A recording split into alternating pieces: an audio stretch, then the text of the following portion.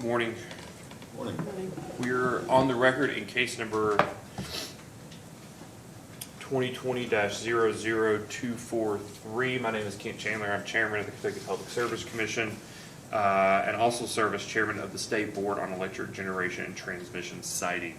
I'll be presiding over the hearing today.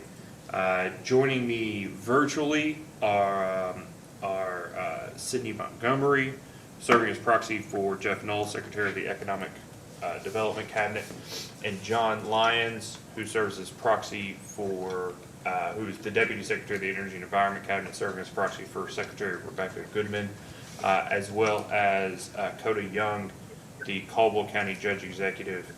And I believe either joining us or viewing the hearing is also Ms. Galcheri, who's the ad hoc appointee to the case. Commissioner Regan's not able to participate today and will be reviewing the case record at a later time. At this time, I'd ask that anyone in the hearing room please turn your cell phones to silent or turn them off. Same for any of the witnesses that will be appearing virtually. For those that are appearing virtually, I'd ask that you mute your microphone when you're not speaking, that if you use phone for audio and computer for video, that you turn off the computer audio, that if you're in a room with several people on their own computer, that you only use the audio for one computer, that if you're near other people that are on this call, that you make sure that you, in adjoining offices, that you close one of the doors to the office, and that please, if you have technological issues that cause you to not be able to participate today or prevent your participation in any way, that you please alert the siting board or your attorneys in the room so that it can be brought to our attention and we can fix that. The hearing today is for the purpose of taking evidence in this case. We'll start off here in a second with the entry of appearance of counsel, and I'd ask if counsel, after making your entry of appearance, if you'd also go ahead and identify the witnesses that you plan on calling today. For the applicant. Thank you, Mr. Chairman. Jason Bentley with the Brer Law Firm. Catherine Eckert, also with the Brer Law Firm. The witnesses that we have today, Your Honor, Mr. Chairman, are Courtney Pellicero for Golden Solar, along with Ben Adamich for Golden Solar. We also have available, if so needed, we have Bruce Moreira from Stantec. He's here to talk about environmental issues and the SAR. We also have Ben Taylor, who's available to talk about geology and karst issues. Mr. David Hessler, who's here to talk about the noise study and report that he prepared. Yosef Shirazi, also of Stantec, formerly Cardno, here to talk about some of the economic impacts. And Andrew Lyons, who prepared a property values report, and he's here to talk about those issues if so needed. We've also got Brian Zoller, who's here to talk about tax issues and other econ impacts related to those. Okay. And does this project anticipate an industrial revenue bond being financed through an industrial revenue bond? Mr. Chairman, I think witnesses can answer that, but it is contemplated that those discussions would occur, yes. All right, so we will, otherwise I was going to tell Mr. Ziller I think he could have the rest of the day, but we'll wait on doing that for a few more hours. Mr. Chandler, I just wanted to say that I was present, but I'm on a bit of a busman's holiday. Actually, I came in part because it's been well over 3 years since I've been to a hearing in this room and in person, and I just didn't want to pass up the opportunity. Well, welcome back. And I hope, is this your first time since it's been changed to the Richard Raff hearing room that you've? Yes, it is, Okay. and I greatly appreciate and feel, why you all did it, and I'm glad that it was me. I can't take credit for it, but My old-time colleague. I'm glad the commission did it anyway. Thank you. All right.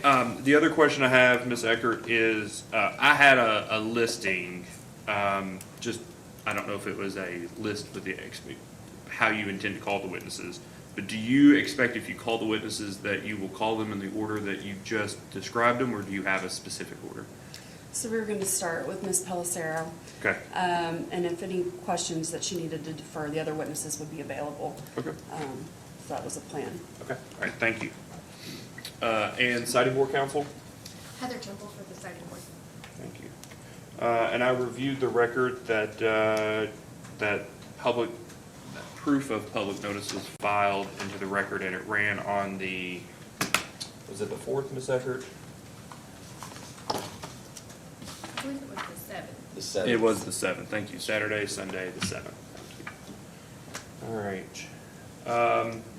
And we had that affidavit of publication also, Mr. Chairman, will be filed for the record. Yeah, so you all, that, I wasn't gonna bring it up. You all plan on supplementing the record with the affidavit that in addition to running in the Paducah paper, it also ran in the Yes. Times, Times. News. Times Leader. Leader. Times Leader, thank you. Yes, sir. Okay, all right. Yeah, if you all could file that before the end of the week, that would be great. It would be very helpful. And understanding there are no pending motions, there's no one else in the hearing to provide public comment in the case. And as of about 15 minutes ago, no one had taken the commission up on offering to file, to participate remotely and provide public comment. So we'll skip that portion. Ms. Temple, anything else before we get started? No, there are no pending motions outstanding. Okay, all right. Mr. Chairman, the deviation request is still part of the proceeding. Oh, I'm sorry, there is still the request for deviation from the statutory setbacks. However, in discussions with the siting board, I believe that's going to be addressed in testimony and then in the final order. Okay. Okay.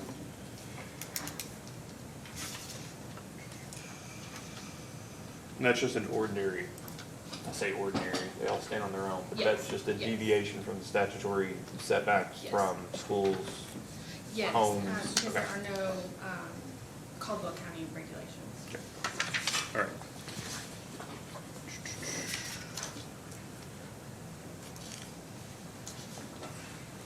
All right, Ms. Eckert, would you like to call your first witness?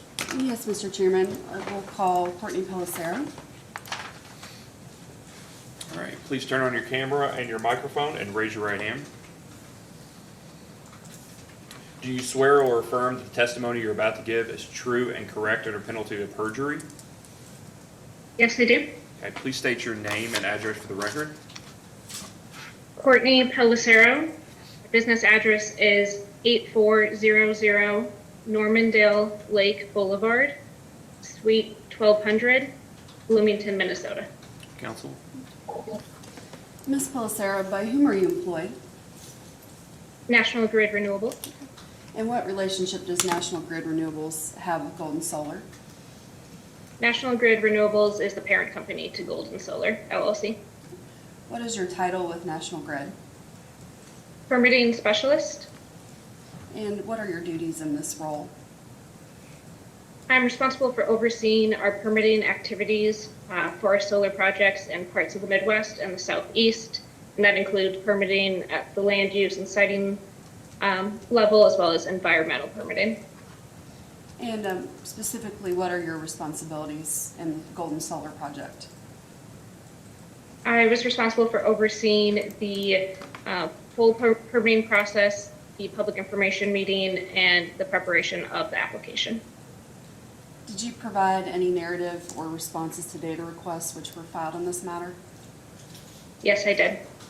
Do you have any revisions, amendments, or edits to any previously provided information at this time?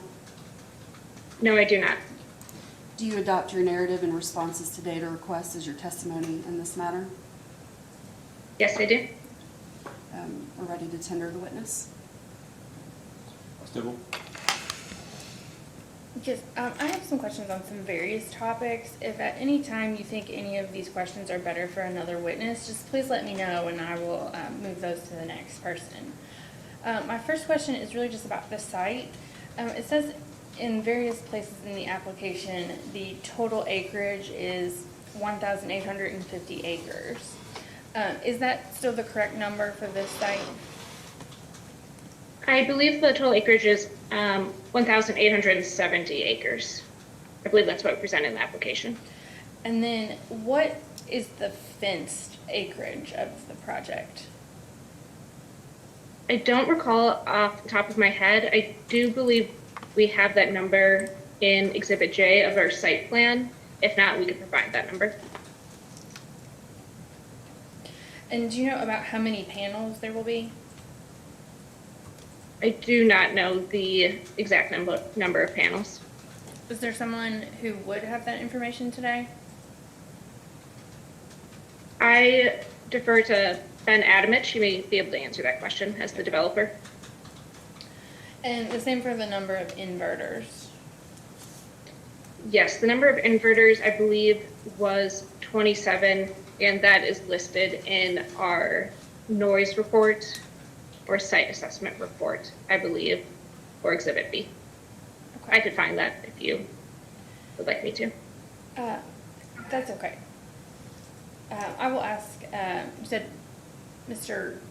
Adamich as well? Yep. Okay, all right. And then, as far as the site assessment report, where it talks about vegetative screening, in one of the paragraphs in that where it talks about the vegetative screening, it says, "It is important to note that the plans will not provide 100% screening or visual obstruction. The primary intent is to provide visual relief to break up the lines of the project infrastructure and enhance overall aesthetics." Could you please elaborate on this and how exactly the project will be screened?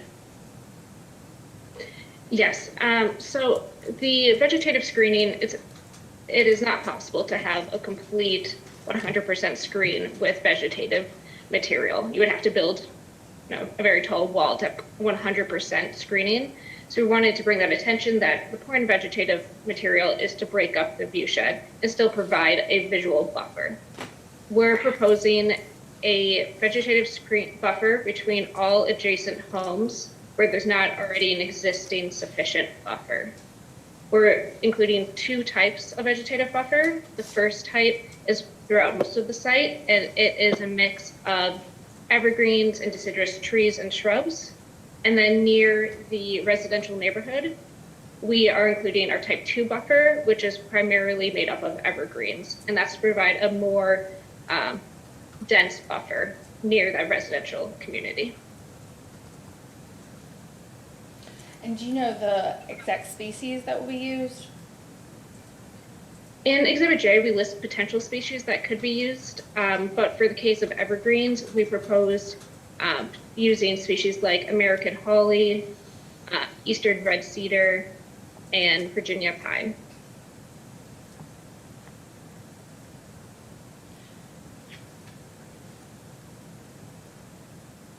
And when do you propose to plant this vegetative buffer? Is it going to be done during the construction as the last stage of construction, or when is that planned?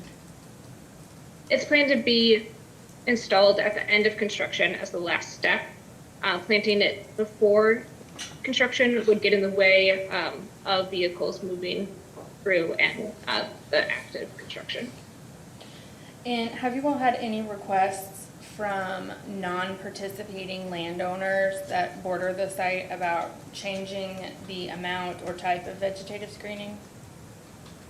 We've been in contact with one landowner, and we provide that communication in the docket, where we describe the different types of vegetation, and we had a discussion about it, and ultimately we prepared a visual rendering and showed the types of species, and the landowner appeared to be satisfied with that plan.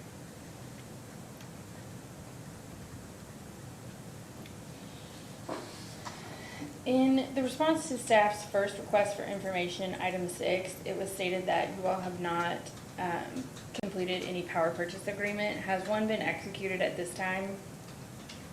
No, not at this time.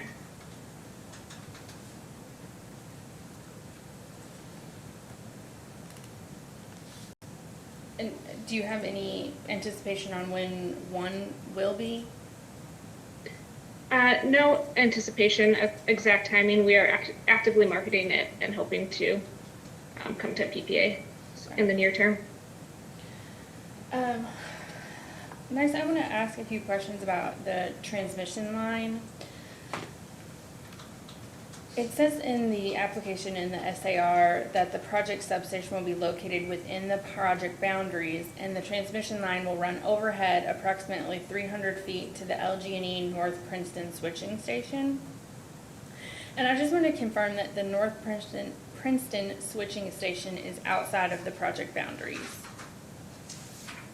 Yes, the project boundaries we submitted do not include the existing substation. It's directly adjacent. And I guess just to follow up with that, the site plan in Exhibit J is still the most recent site plan? Yes, we filed an amended Exhibit J during one of the data requests. Okay. And so who is going to own that transmission line? Will it be Golden Solar or LG&E? My understanding is that Golden Solar would own that transmission line. Okay. And then can you explain why you all did not file an application for that transmission line? Yes, we spoke to our counsel in the room, and they recommended that it would not be necessary as it's directly adjacent and just a connector line. But I'll defer to counsel if they have more to say on that. Okay.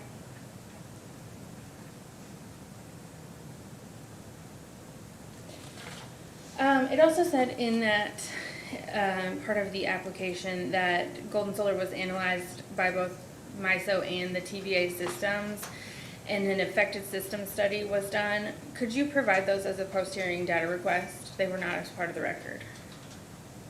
Yes, I believe we can do that. Okay.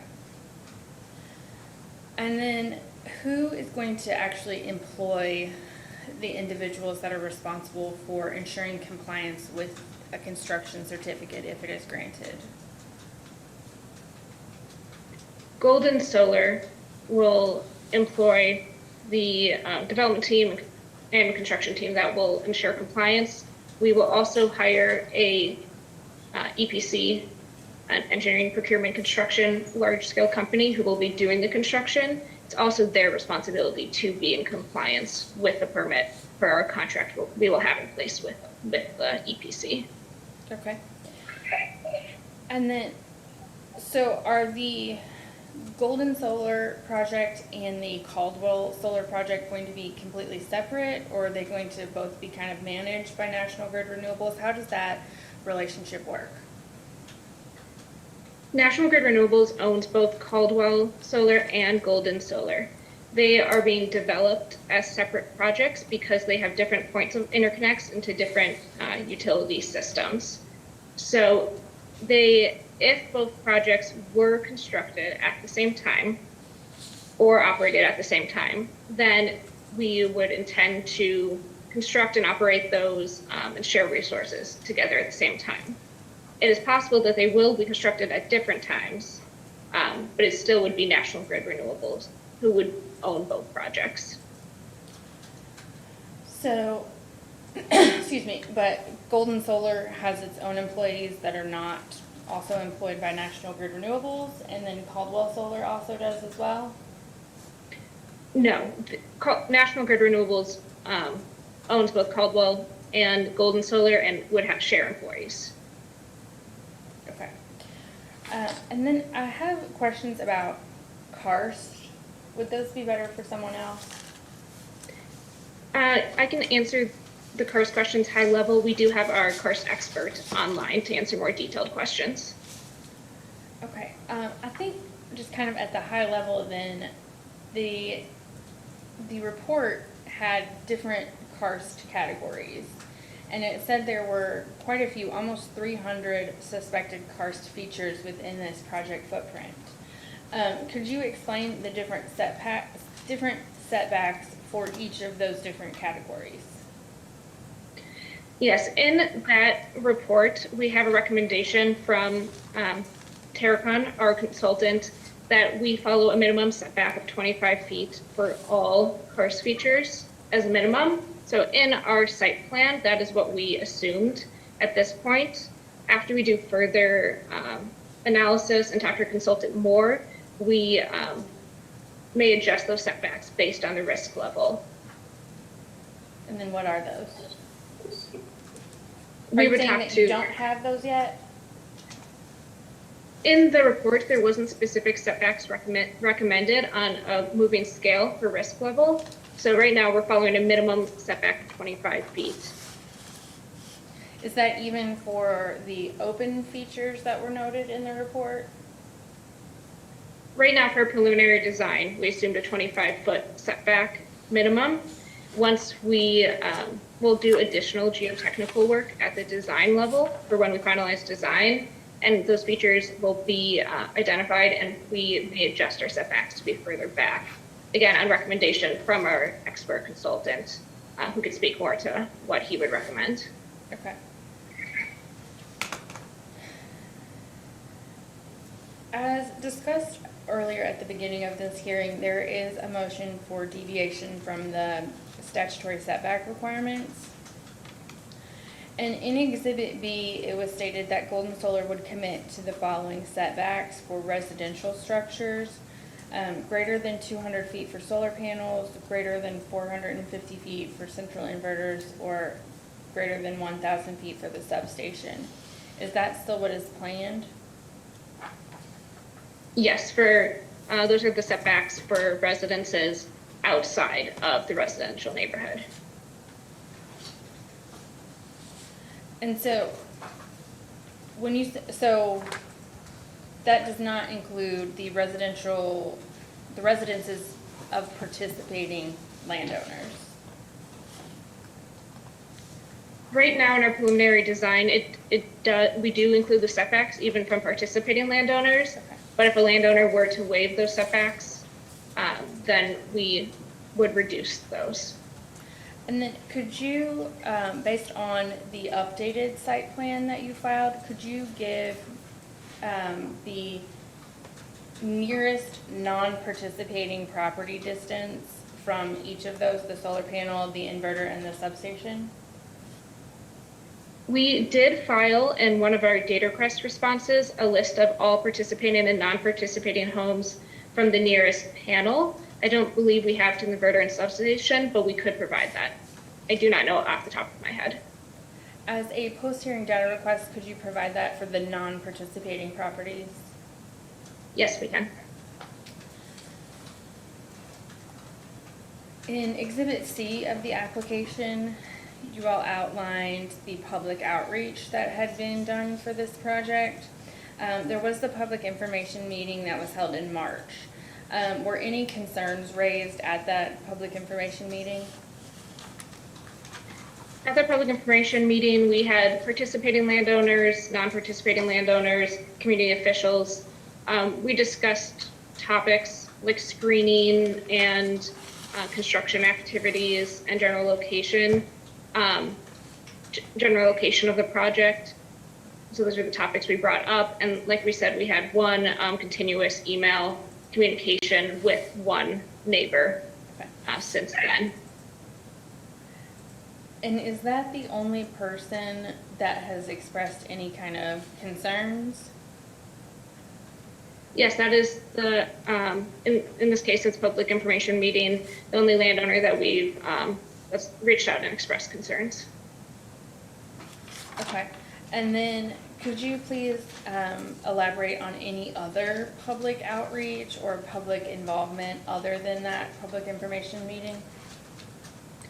Sure. In our Exhibit C, we list other meetings we've held with the county fiscal court, with Board of Education. We did hold public information meetings back in 2020 as well, and we did expand the site since then, 400 acres. And then we have also been in contact with the county and in town quite often the past year for the Caldwell Solar Project. And although we kept that project separate, we had public information meetings and we're always very transparent about the Golden Project, and we're answering questions about both projects. And was there concern by anyone, like landowners or officials or school board, anyone, about the fact that both of these projects are going to be kind of constructed at the same time in the same area? We received questions about if there would be built at the same time, and we said it could be. So we did receive questions on what to expect during construction times, but we did not hear any specific concerns requesting that the projects do not be built at the same time, or any major concerns. Okay. In this application, it said that National Grid Renewables would be making a $400,000 donation to the local community. Is that $400,000 for this project or for both of the projects in Caldwell County? That amount is specific to Golden Solar. Okay. Caldwell Solar has its own charitable fund. Okay. And do you know at this point how that money will be used or donated to? Not at this time. We will put together a group of stakeholders in the community and ask for their recommendations on where that money is spent. And so, since we've been talking about the two projects together, in the site assessment report, in the traffic study specifically, there was no mention made about any combined effect on the roads around the project. And so, do you all expect any overlap in construction between the two projects? It is possible that both projects could be constructed at the same time or in a phased approach. There'd be a lot of benefits to doing that, to be able to share resources and gain efficiencies. In that case, we would expect that there would be potentially more daily traffic, although we do think we'd be able to share deliveries and be able to share crews. But the impact, what you may see is more daily impact, but over time, instead of having two 16-month back-to-back construction periods, you're going to be able to shorten it to a more condensed schedule and have traffic impacts for a lesser amount of time overall. And so, do you have a planned start of construction date? The earliest we would start would be spring of 2024 for Golden Solar. In addition, that'd be the earliest that Caldwell Solar could start. At this time, that is the earliest we could start. Okay. And so, the roads that were in the traffic study are still the main roads that you anticipate using, specifically that Marion Road and the school zone? Yes, that's correct. Okay. And so, are there any plans in place on how to limit the impact of the school zone with the construction, delivery, traffic, things like that? Yes, well, we will prepare a construction management plan. We do not have that at this time, but once we have a firm idea of the construction schedule and if these projects are being constructed at the same time, we'll put together that plan. And we will coordinate with the community as well. And so, would you all be willing to limit deliveries at least to accommodate school traffic? Yes, I think depending on what the limitations were on that schedule, we'd be willing to definitely take into consideration those school hours to limit impacts. Also in that same traffic study, it was noted that the Fredonia Valley Railroad runs along one of the boundaries of the project, and that it would be possible, or it could be possible, to use that railway for deliveries, particularly for the central inverter. Has that been looked into further? No, we have not had contact with Fredonia Valley Railroad at this time.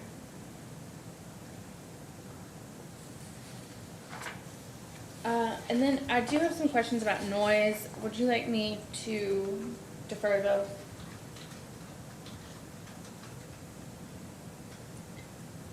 To our expert, David Hassler would be able to provide. Okay. And then, I think that's all I have for you then. The rest are about economic impact. Deputy Okay, thank Secretary you. Lyons, Deputy Secretary Lyons, any questions?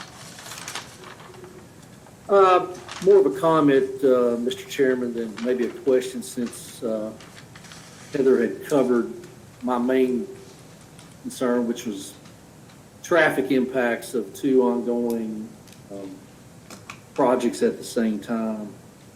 I know we get information separately on both of those projects, but I would be concerned of those dual impacts of those projects going on at the same time as it relates to traffic and noise, quite frankly, if there's pile driving going on at the same time. I don't know that I have any specific questions, but it may be prudent, maybe as Ms. Pellicero just indicated, that we revisit those issues once those projects are underway. Thank you. Mr. Montgomery? Thank you, Mr. Chairman. Good morning. I just have a couple of questions, and the first one involves your all's racking system. Have you all decided if you all are going to use a linear axis tracking system or a fixed tilt racking system? At this time, we're anticipating using a racking system. Perfect. And my last question kind of revolves around that is, when it comes to your all's electrical collection system, have you decided if it'll be above or below ground? We're anticipating using a hybrid electrical collection system. So the DC wiring is at about the panel height. It'll be strung underneath, and then it will go to a collection point and then go underground and then be underground until the substation. Perfect. That's all the questions I had, Mr. Chairman. Judge, do you have any questions?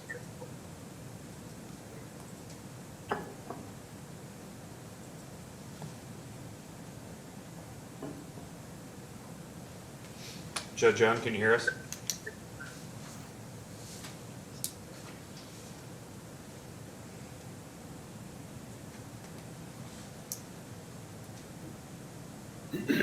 Come back later. And Ms. Cherry, are you on? I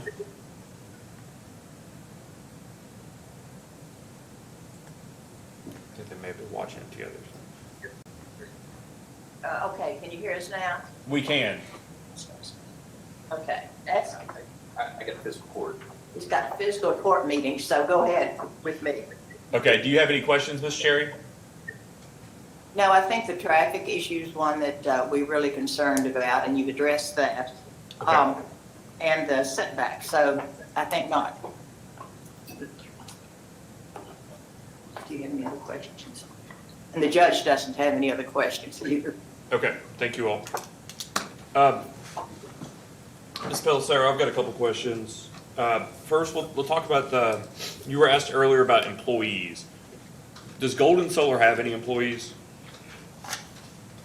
Golden Solar's is a subsidiary of National Grid Renewables, so National Grid Renewables employs the employees, not Golden Solar. Okay. So Golden Solar has no employees. Is it a member-managed LLC? Yes, I believe so. We addressed that in our application narrative. Okay. Well, I guess what I was going to ask is, do you know who the member manager of Golden Solar is? We did list this in our application. I could, if I have a moment, I could find it or defer to council. They may have it on hand. Well, the reason I ask is I assume that it's not held directly by National Grid Renewables, that there are intermediary LLCs. Is that National right? Grid Renewables Development LLC is the direct parent company to Golden Solar LLC, to my knowledge. Okay. And do you know if that entity has employees? I believe so. Okay. Are those the employees that are, if let's just take a step back. You've worked on other projects that have received a siting board approval, right? Yes, I have. Including Caldwell Solar? Yes. In approving Caldwell Solar, the siting board in that case required a certain number of mitigation measures. Are you generally aware of those measures? Yes, I am. Okay.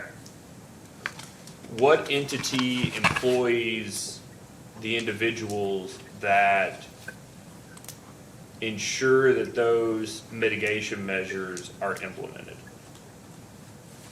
National Grid Renewables. National Grid Renewables, okay.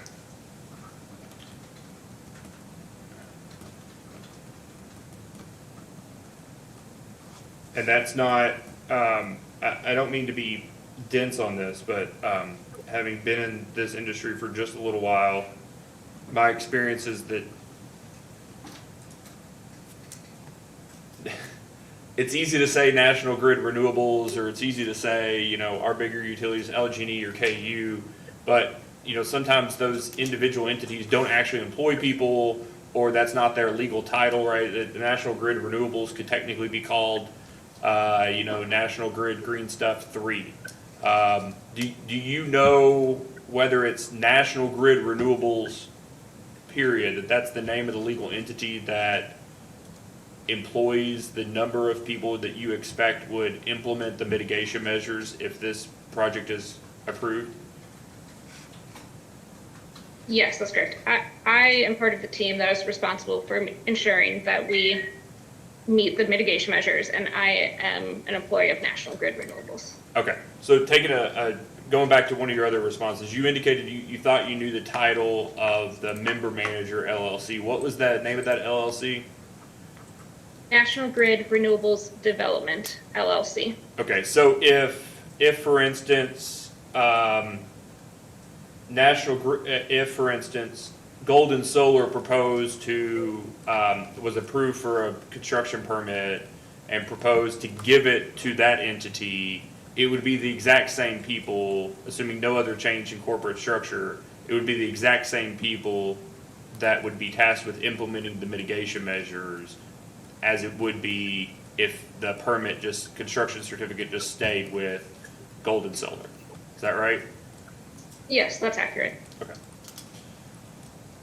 So ultimately, it comes down to National Grid Renewables is going to ensure the mitigation measures through its work with and ultimate direction of Golden Solar. Is that fair? Yes, it's National Grid Renewables is developing Golden Solar, and it's our intent to own and operate Golden Solar. Okay. So unless there's a case where Golden sold to a different operator, National Grid Renewables is responsible. Okay. Go into traffic for a second. Have you been to the facility? Have you been to Caldwell County where this facility is being proposed to be built? Yes. And you've been to both sides of Highway 91 there, the southwest side being the Caldwell Solar side, and maybe a little bit the Golden Solar side, but then the east and northern part of 91 being the proposed location of the majority of Golden Solar. Is that right?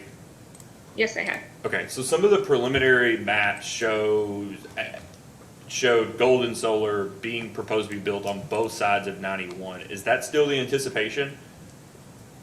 Yes, Golden Solar, there's a small portion that is. We'll have to take a pause for a second. Can you hear us, Ms. Pellicero? No.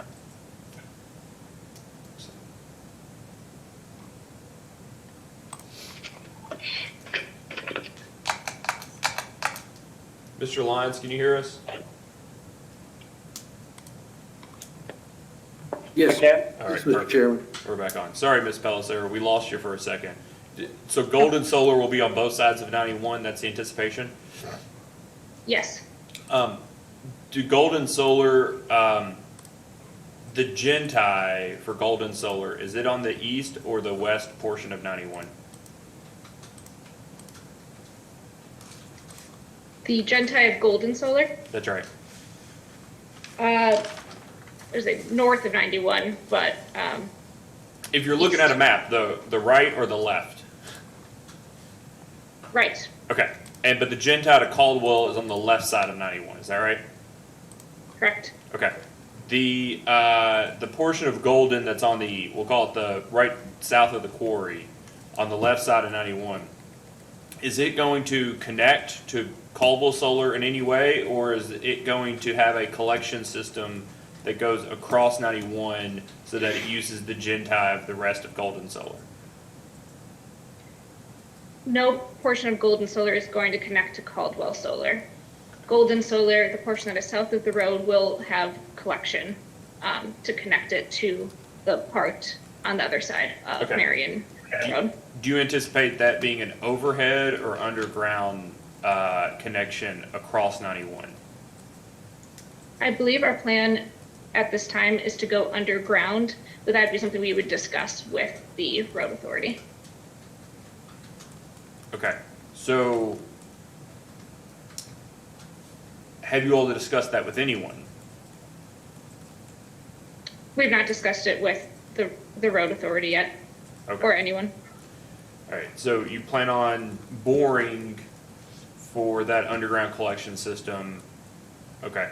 And so, you know, that's effectively a few hundred feet where that, I presume that boring would occur from the entry of the quarry, is that right?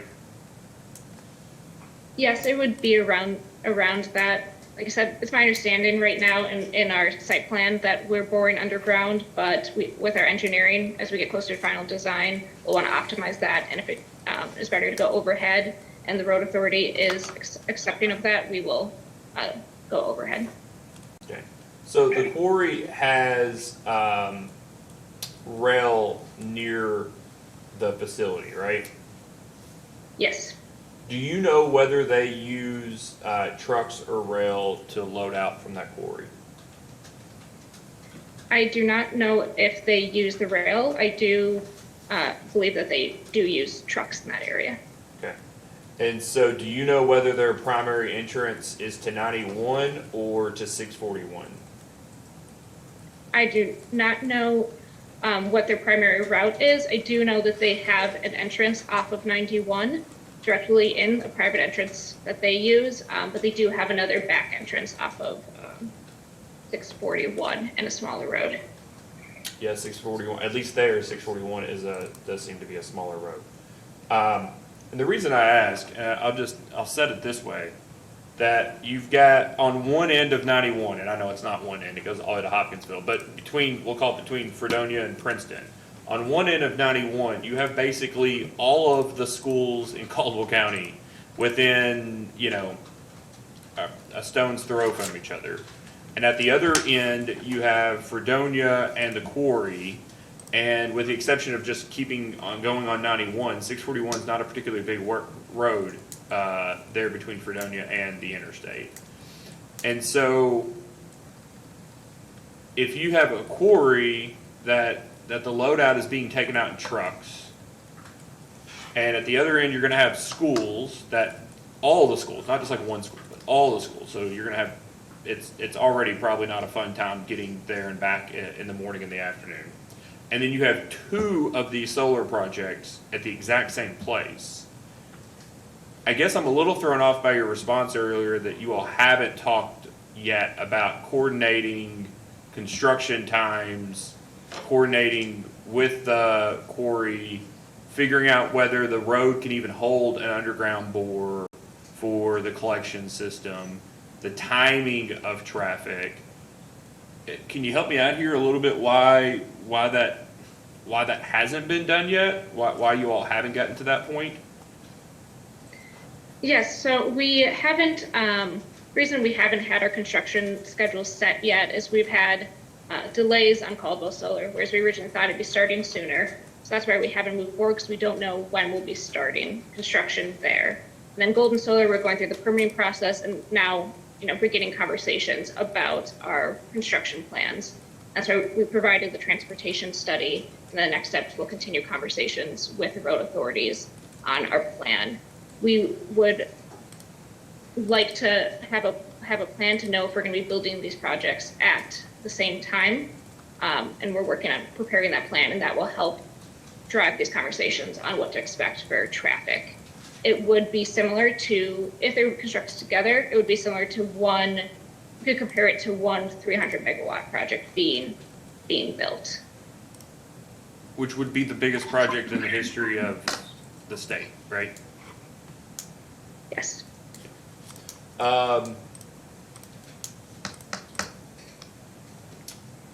All that sounds fine, and I appreciate that, but again, from your experience, you know that the siting board has to take into consideration, per the statute, the impact on traffic.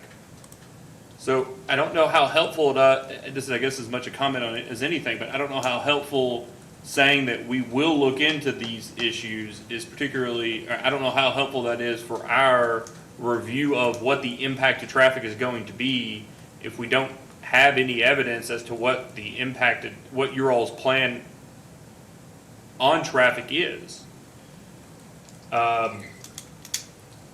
Yes. Have you all spoken to the school, or schools about their, let me ask you this way.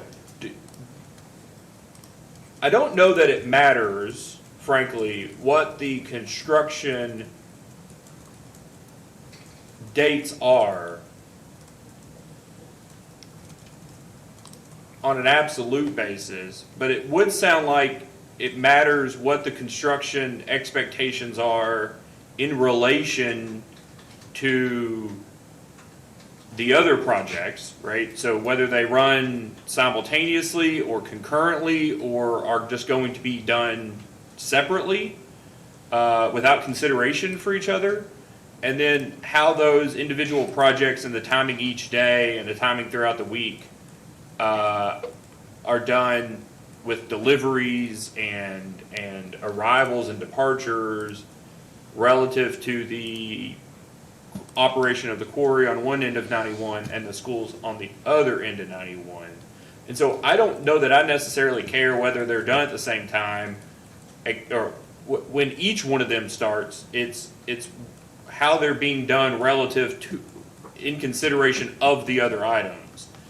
What I just want to make sure of is to understand you all have not made a decision to do them at the same time, to construct them exactly on the exact same schedule, to get the exact same delivery schedule, same arrivals. Have you, let me ask it this way, have you all made that decision yet?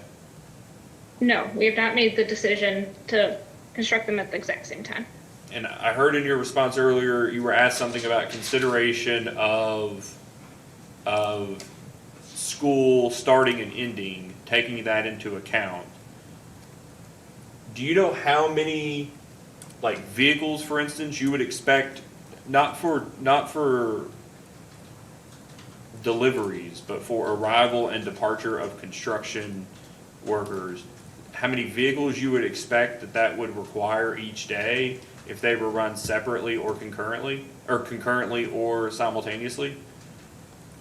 I believe in our traffic study, we discussed the number of vehicles, but for Golden, for example, we expected that most construction workers on site at one time would be 150. That'd be, a maximum amount, and there would be some carpooling. So we wouldn't expect 150 vehicles on site in that case.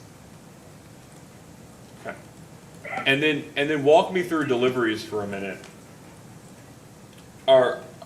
Do you all have, when you all build these, do you all have like delivery pads where equipment is dropped off ahead of it needing to be used and it having a significant amount of time between deliveries and use? Or do you all, get a delivery in the morning or in the afternoon and expect to use the entirety I know you can't account for all the variabilities, all the variables, but give me an idea of how close in time you use racking equipment and panels and things like that, the time between they're delivered and that they're actually constructed. I don't have the exact number. We could provide a supplemental response on what that timeline typically looks like. But when we have deliveries, and then we would leave them any materials we couldn't use right away, we'd have separate laydown yards throughout the sites that they would be left at. Okay. Well, as a posting data request, have a narrative, request a narrative response that provides some color around that.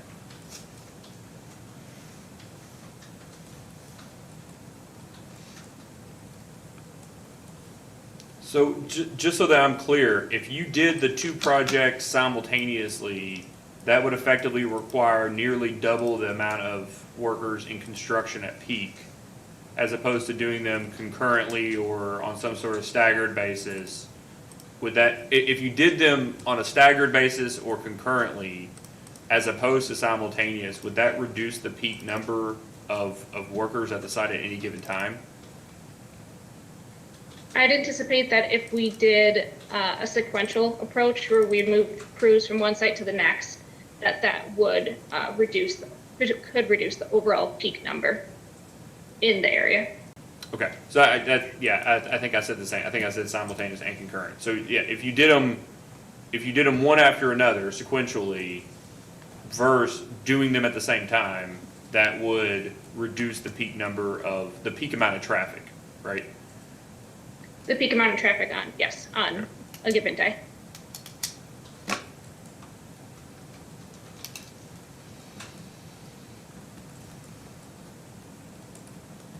But just so I understand, I guess to have a full record, for the economic impact, you assume this project separately from Caldwell County, and assuming, for instance, well,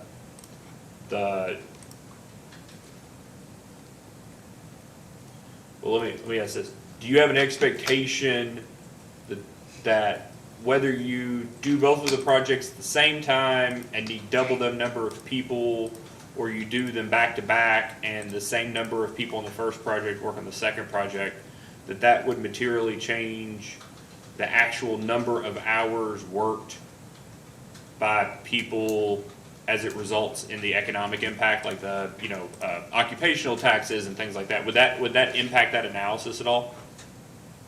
I'll defer to Yosef Shirazi on the actual economic study, but on a high level perspective, we anticipate the same amount of work hours or man hours from if they were built at the same time or sequentially. It's still going to take all those hours to construct the project. Okay, there's really no gained efficiencies. It's just timing. Correct. And then sharing resources, moving one crew to the next crew would be shared, but it would still more or less take the same amount of work hours. Okay, and do you expect the laydown areas to be wholly separate between Caldwell and Golden Solar? Yes, I believe so. Okay, and the reason I ask that is because if you choose to use the same laydown area, let's say you use it towards the Caldwell Solar facility, that would require effectively moving equipment back and forth over 91 throughout the project to Golden Solar, right? Correct. And we would there's multiple laydown yards at both projects that we would intend to keep separate. Okay.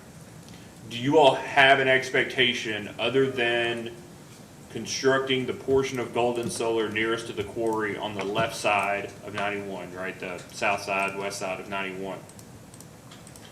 Do you otherwise anticipate for either project going back and forth across 91 with any meaningful, at any meaningful rate between projects or for a particular project? I think our intent would not to be crossing back and forth, and we'd work on one side and then have a separate crews working on the other side. So I don't anticipate that we'd be getting deliveries on just one side consistently and going back and forth. Well, the reason I asked that, because that was not taken into, any consideration of traffic back and forth across 91 was not taken into account in the traffic study. And I just want to make sure that that's reflective of what you all would actually expect. That's my understanding. We can take another look at the traffic study and make sure that we fully evaluated that potential aspect. Okay. And I think the last question on this front is, do you expect both the entrances to Caldwell Solar and to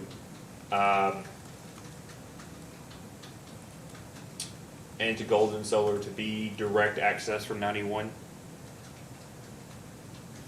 I believe we do have direct accesses on Golden from 91. I do not believe there are direct accesses off of 91 straight to Caldwell. Okay. So it'll be to another road and then to Caldwell. And Yes. And okay. All right. And you expect the laydown areas, I guess is what I'm trying to say, to be directly off of 91? Or the entrances to the laydown areas? They would potentially be off of 91 near Golden Solar. We try to have them close to major roads so they're easier to access. Okay. Ms. Eckert, do you have any questions? Yes, I think I do.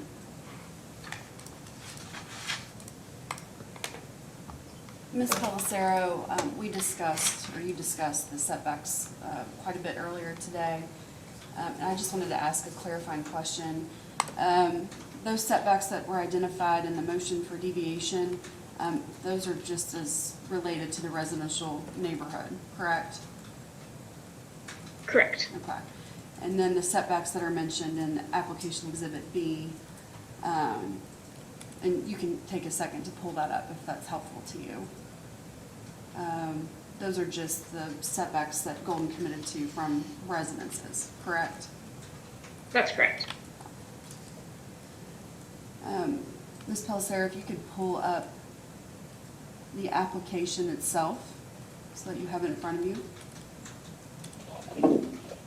And go to paragraph 6.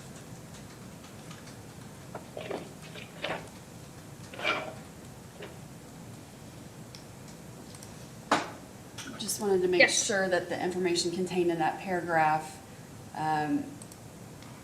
is the correct description of the entity at issue. Can you read that out loud for us? Yes, it's my understanding that this is still accurate information.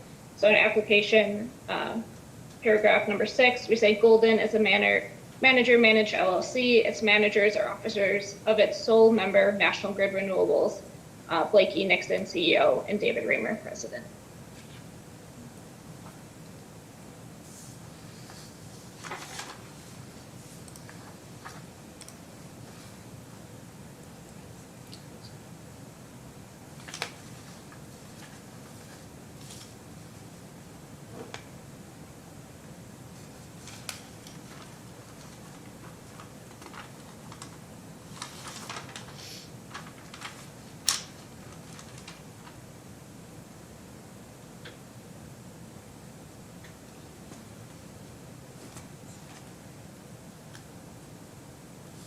I don't think we have any more questions from Ms. Pelissero at this time. All right, thank you, Ms. Pelissero. Given your knowledge of the project, I just ask that you stick around through the end of the hearing. Thank you. Thank you. Would you like to call your next witness, Ms. Eckert? Yes, next we'll call Ben Adamich. Please turn on your camera and your microphone and raise your right hand. Do you swear or affirm that the testimony you're about to give is true and correct under penalty of perjury? Yes, I do. Please state your, I'm sorry, if I could interrupt you for a second. It appears from the people watching outside of the room that the audio has been lost on the feed. So the people who are watching, the staff members that are watching it. Yeah. Okay. Sorry, Mr. Adamich. Let's take a quick pause. Let's take a short recess. We'll go for a 5-minute recess, and we'll come back to you, Mr. Adamich, and I'll swear you in again. Okay, thank you.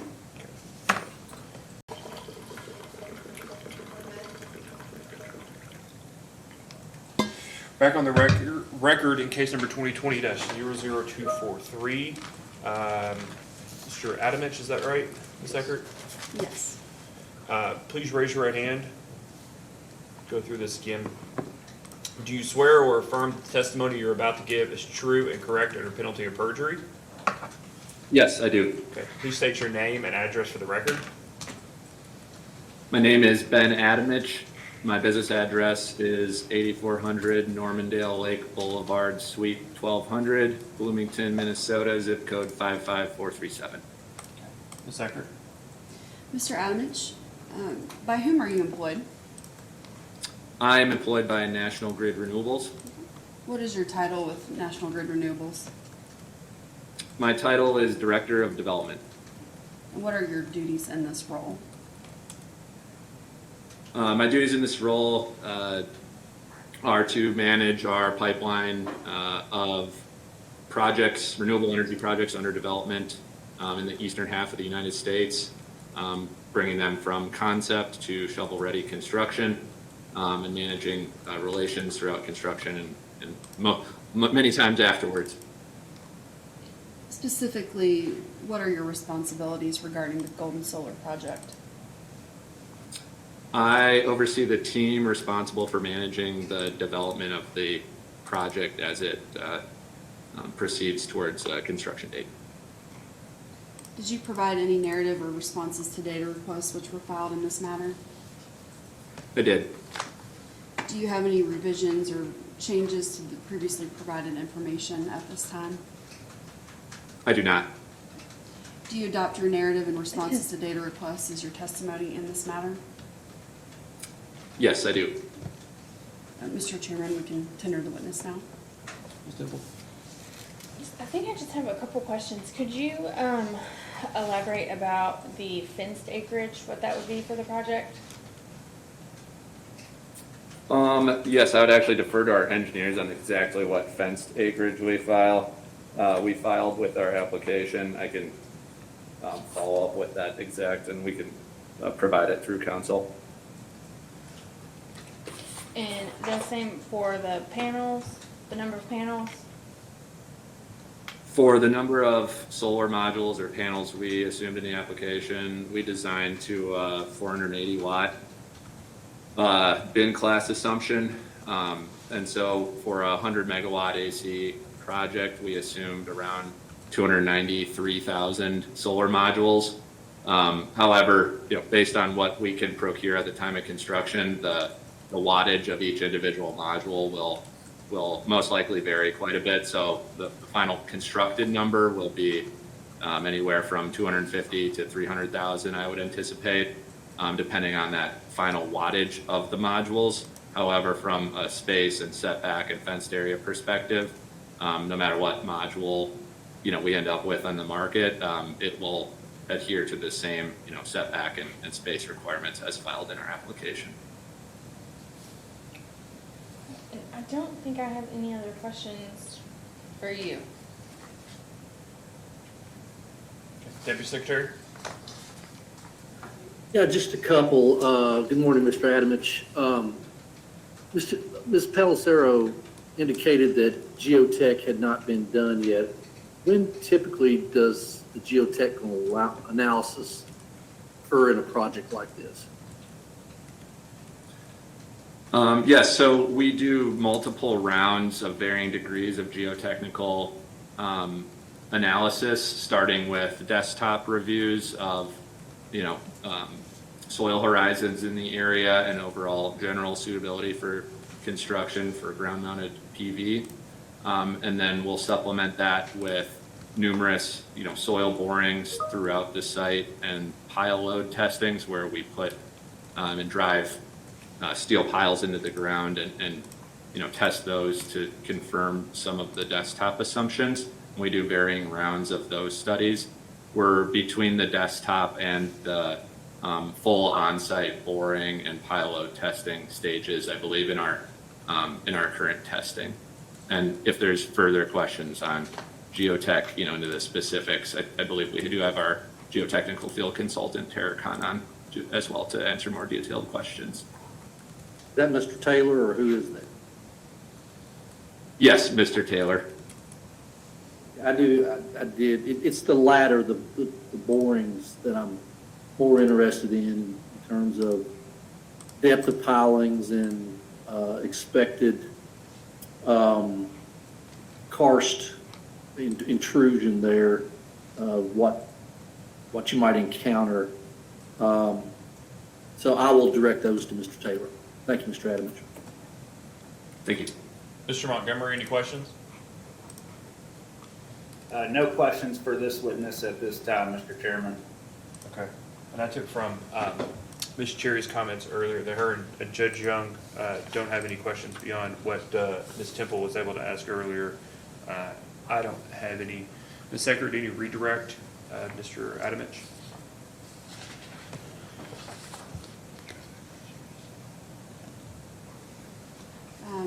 No questions. Thank you, Mr. Adamich. You may be excused. Thank you. Ms. Secretary, would you like to call your next witness?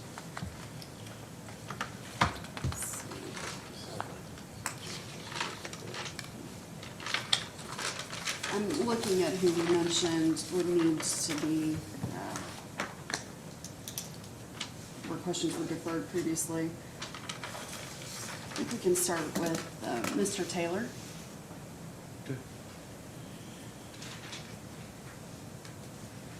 That's Ben Taylor. Correct.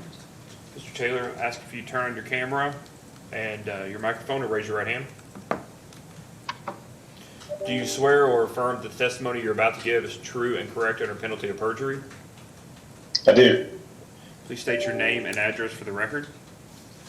It's Benjamin Taylor, and I'm at 13050 Eastgate Parkway, Suite 101, Louisville, Kentucky, 40223. Ms. Eckert, you may ask. Mr. Taylor, by whom are you employed? Terracon Consultants. And what is your role with Terracon? I'm a geotechnical engineer and professional geologist, also regional manager for our operations in Kentucky. And did you prepare a report for the Golden Solar Project? I did. Do you have any revisions or changes to that report at this time? No, not at this time. Do you adopt your report that was filed with the application as your testimony in this matter? I do. Mr. Chairman, we can tender the witness. Ms. Temple? Yes, thank you. Mr. Taylor, so in the report, there was about 300 suspected karst features, and they varied from, you labeled those as very high, high, moderate, low, and very low. Could you kind of explain what the differences are between those? Yes, I can. So in section 6 of the report, we talk about the methods that may be used for avoidance mitigation for those karst features, and that's broken down by each of those categories from very low risk to low to moderate, high, and then very high risk. The way those are those risk profiles are determined are they're detailed in section 5. So we look for the presence of an open throat. We look for the parapet or the outline of the sinkhole boundary conditions. We look for soil raveling or erosion at the feature. Also look at potential for drainage leading into the feature, which may suggest that water is actively flowing to it. And the presence and quality of the vegetation there. So based on those 5 risk characters, each of the features that were identified were ranked in terms of the risk. And do you recall how many on this project you classified as very high or high? I'd have to go look at the mapping or table. I don't recall the number off the top. Okay, but even with a classification of very high or high, you still believe that a 25-foot setback would be appropriate? Yeah, so what we're looking to achieve with that setback is maintaining that vegetated buffer, that filter in place to prevent sediment during construction from entering those features. Most of those features are going to be those that have the open throat. So there have been studies that show that as you extend that buffer out beyond that 25 feet, you start to lose benefit. It's not a one-to-one correlation. So that 25-foot buffer is what we're recommending for that filter. I don't believe I have any other questions. Deputy Secretary? Yes, good morning, Mr. Taylor. Just going back to my question to Mr. Adamich regarding geotech analysis. Before you answer what I asked him, perhaps it might be better to go to your report's recommendations regarding further analysis or testing that you recommended in your report. Can you kind of summarize those recommendations and what they mean to the site characteristics as you know them? I apologize, is this related to the karst exploration or the geotech? Okay. 'Cause Well, we yeah. have both. So as we kind of just presented, we do have a number of features that have been ranked in terms of the risk. As we look at the very low to low risk features, those are ones where recommendations are made to monitor those during construction.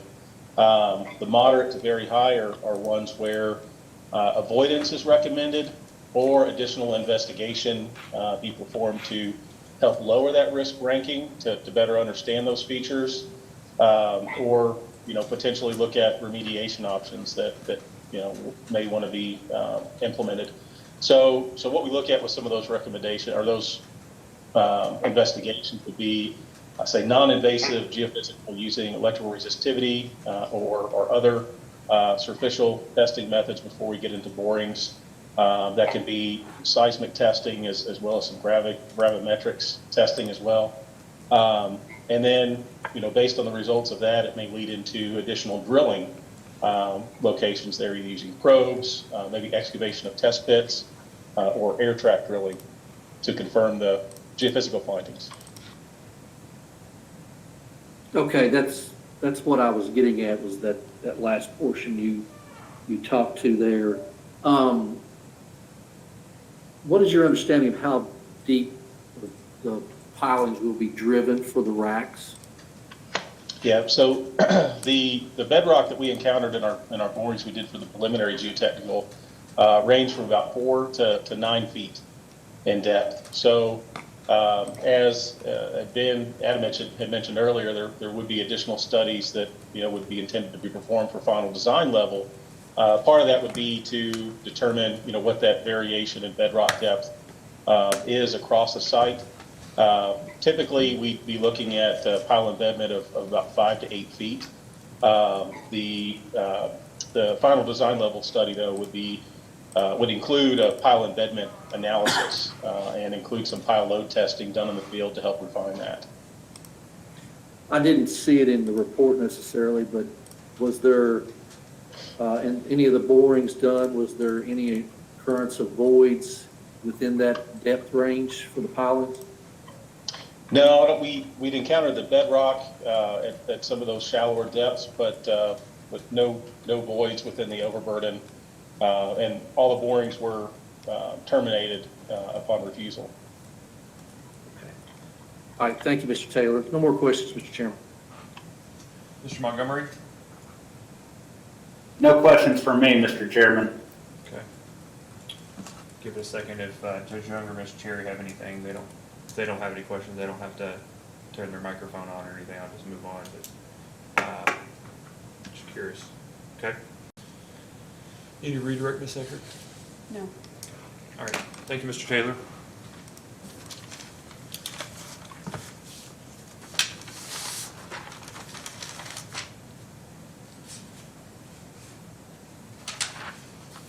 Ms. Eckert, I'd like to call your next witness.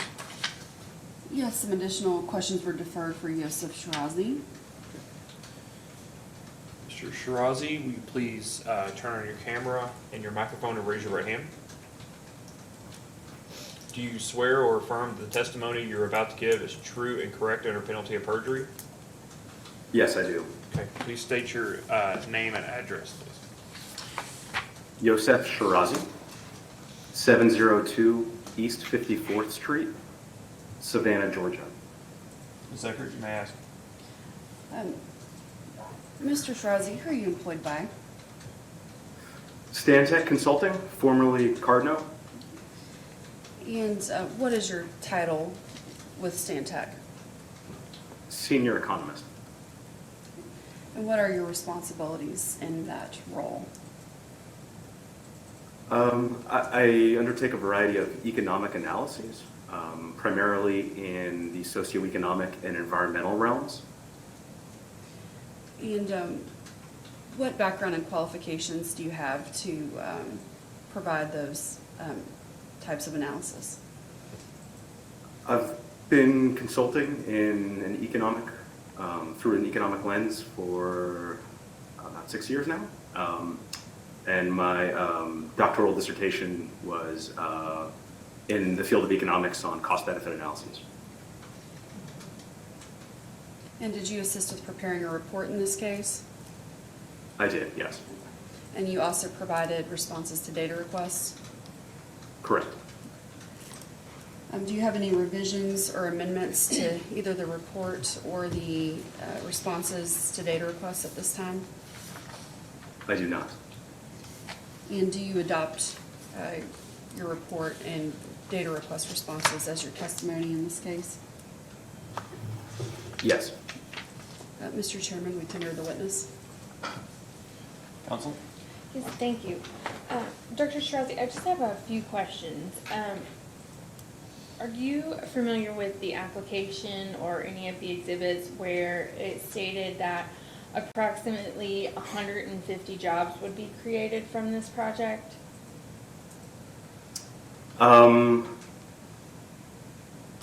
I do believe, yes, I have seen some fact sheets that do have job numbers along those lines. And then if I could refer you to your report, which was found in Exhibit F, specifically the Table 2 on page 4, where it has 179 direct jobs in Kentucky and 1 job in Caldwell County. So where did the 79 come from, or how was that given to you if the public material said 150? Right, so if I understand your question correctly, there are actually a few parts. The distinction between the job estimates and the public, the initial statements in the fact sheets, and then compared to the results from the analysis at the state level, and then compared to the results at the county, at the regional level. Is that correct? Yes. Okay. So part of what's going on here is that the counting, the enumeration of jobs is actually slightly different, the definition. So in the economic analysis that my team performed, it was done with the JEDI model. And the JEDI model actually was run to be quite conservative. And what it is doing in part is it's not only looking at the jobs created on the ground in that area, but it adds an extra requirement, which is the jobs required at that area that will be filled by individuals who permanently reside in the state. So construction is typified, these large construction projects, often by folks, employees crossing state lines to complete construction work for several months or perhaps a year at a time. And the JEDI model was designed and was specified to omit those individuals from in the counting of jobs, as stated in the report. Okay. And then also in your report, Table 3, it says that there was a scaling factor of 0.0129 to determine the regional economic impact. And how did you determine that scaling factor? Is that just the ratio of the regional to the state GDP? That's exactly correct, Okay. yes. And so is there actual county level data that you could have used to, in the JEDI model instead of doing a scaling? Yes, so it is possible to run JEDI, not just at the state level, but at the county level. And that's a methodology that can take the place of the scaling methodology. That raises doing it that way within JEDI. JEDI was not designed necessarily to run that way, but it can be forced to run that way. But it is rather, there are a variety of additional assumptions and data input that need to be made above and beyond what was performed with the scaling approach. Okay. And why would you not use that instead of doing the scaling? So Both approaches offer a variety of pros and cons. It was determined through a prudent lens, especially one within conservatism, to take the approach that we did. So to be more specific, one example here is that if you take the more regionalized approach within JEDI and you don't do the scaling, but you rather run the model itself at the county level, you have to make a variety of assumptions to feed into the model about what percentage of materials and labor would be hired from that county. And my experience is that is subject to, those assumptions are subject to a lot of uncertainty and also subjectivity as well. Okay. And then on page 5 of your report, it indicated that approximately $3.3 million would be paid through taxes. Is that just property taxes? So the $3.3 million in taxes was not an outcome of running the JEDI model. That number was actually calculated, to the best of my knowledge, not for me, but rather there were other, at National Grid, that was calculated in-house. Okay. And so you did not do any calculations about taxes? I believe that I did some calculations about state level income taxes. Okay. In the data request, in one series of the data request. Okay. But no, I did not do any property tax calculations. Okay. And then I don't have any other questions. Thank you. Deputy Secretary? No questions for me, Mr. Chairman. Thank you. Mr. Montgomery? Thank you, Mr. Chairman. Good morning, Mr. Shirazi. Just have a couple questions. I think Heather answered most of them. But were you able to determine what the full-time equivalent jobs would be coming from outside the state of Kentucky? So, I'm sorry, can you repeat that question?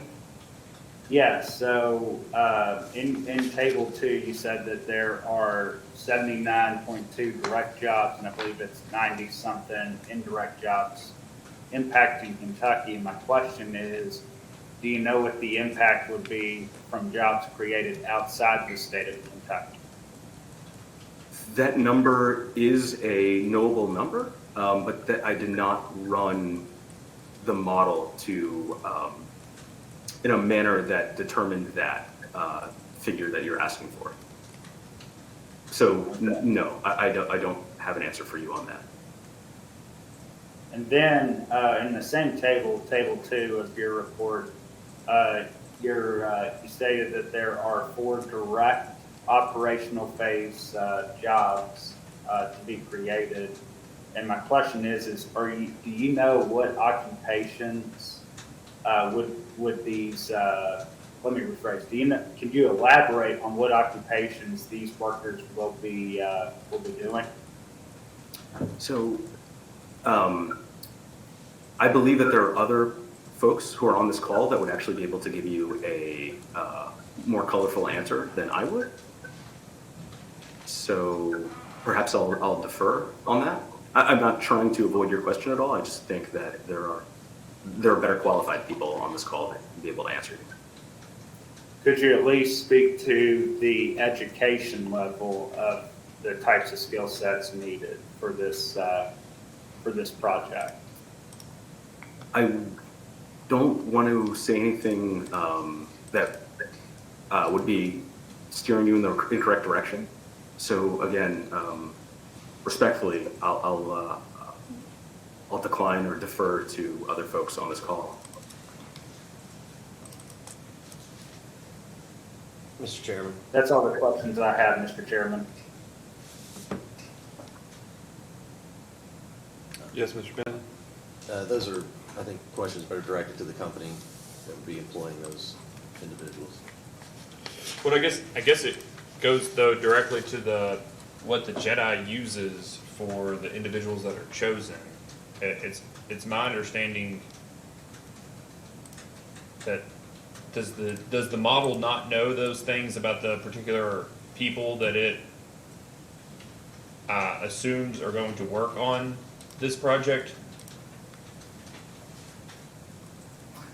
So one of the beauties of the Jedi model is that the data have been, and the connections and things like the types of employment required have been pre-curated by experts in the solar field, specifically as hired by NREL.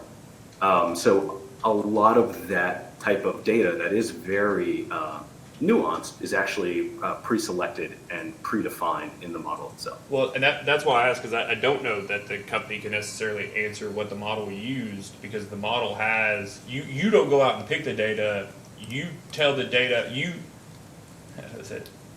You don't need to run your own study to figure out the appropriate data set. It's already been done for you, right? It's a plug and play from that perspective. So I guess what I'd ask is, what would, for the individuals that it assumes are going to work on this, do you have from, and maybe it's NREL, I don't know, do you have from them of the data set that it so let me take a step back.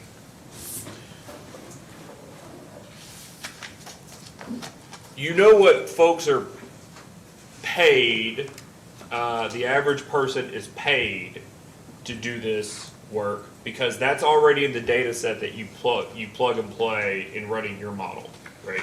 Like an average wage based off of what those folks are being paid on other very similar jobs, either in that in that general geographic area or elsewhere, right?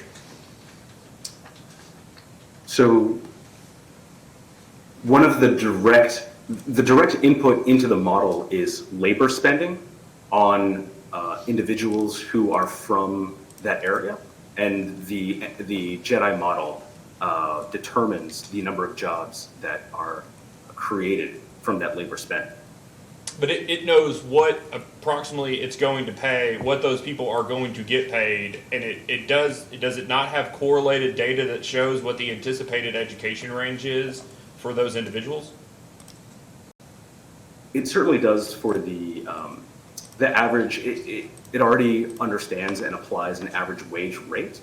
And inherent underlying that data are assumptions about education level, but I don't know to what extent those are at the surface of the data level, or those are kind of embedded in some of the assumptions. Well, and I don't want to speak for Mr. Montgomery, but I think that's kind of, we don't know, we don't have that available to us, right? You're the only person in this proceeding that effectively touches that data as an input into your model.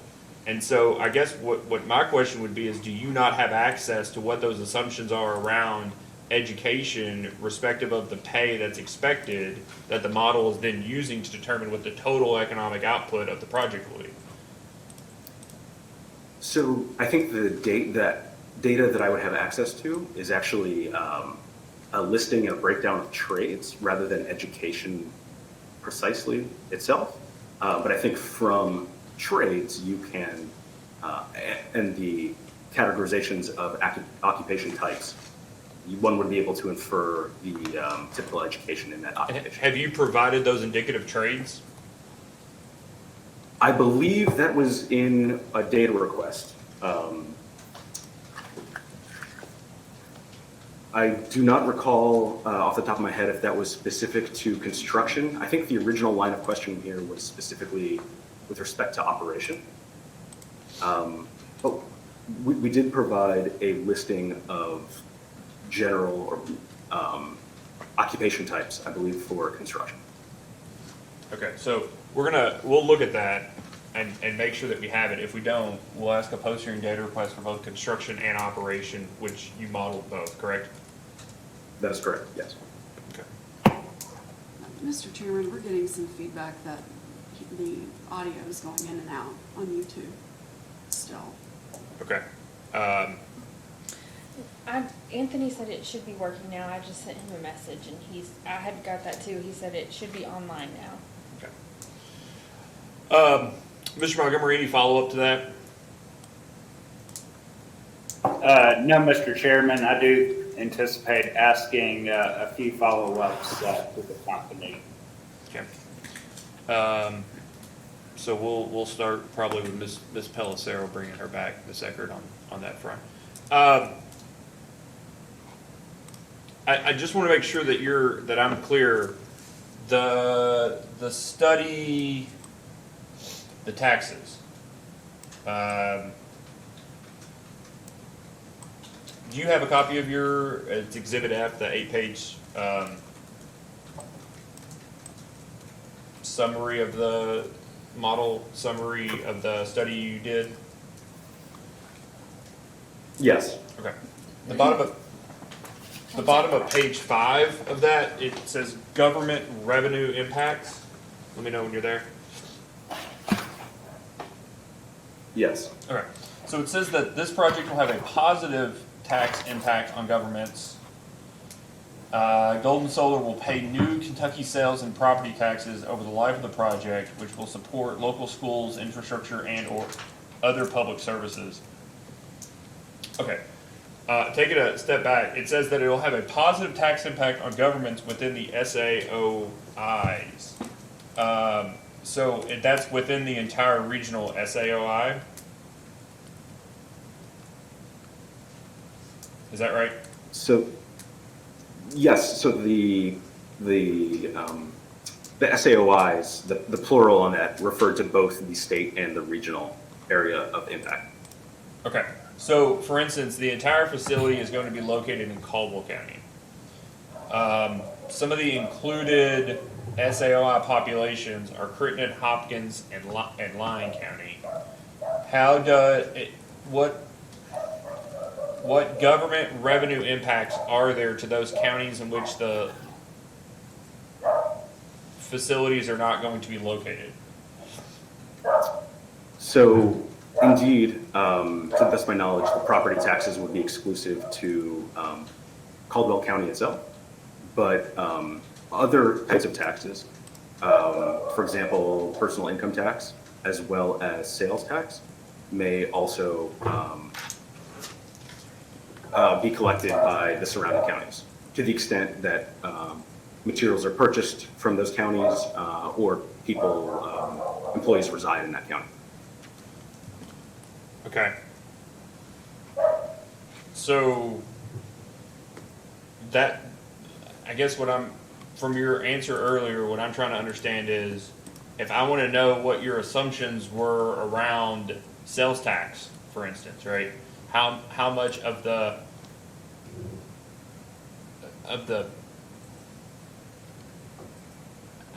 project, right, is purchased in those other areas versus Caldwell County, whatever it may be, or even the county outside, right? If somebody drives from, I know you're not familiar with the area, but somebody drives from Hopkinsville each day to this project to work, that's Christian County, and I don't think Christian County is included as one of those items. So like there may be technically stuff missing or assumptions out.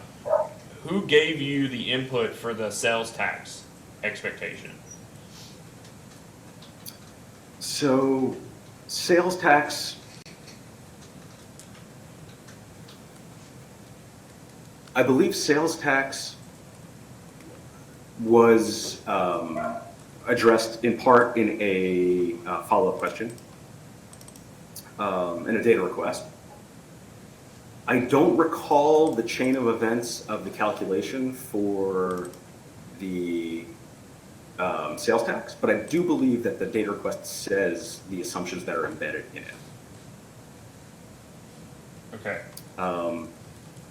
I think, yes, my memory here isn't totally clear on where those assumptions came from, but I do remember the sales tax data actually being quite modest in overall scope relative to the other taxes. Well, and that was going to be my other question is if you didn't do the taxes, and you may not be able to direct me to who did the taxes, can you at least give me an idea of the magnitude between personal income, sales, and property taxes? Yes, so I guess the first thing is that I do believe we have a property tax expert online that would be able to talk to this to a greater extent. And I do believe that property taxes do form the bulk of the total taxes. I do believe that sales taxes are actually quite minimal, and that's consistent with solar projects generally in Kentucky as well. So, just looking here,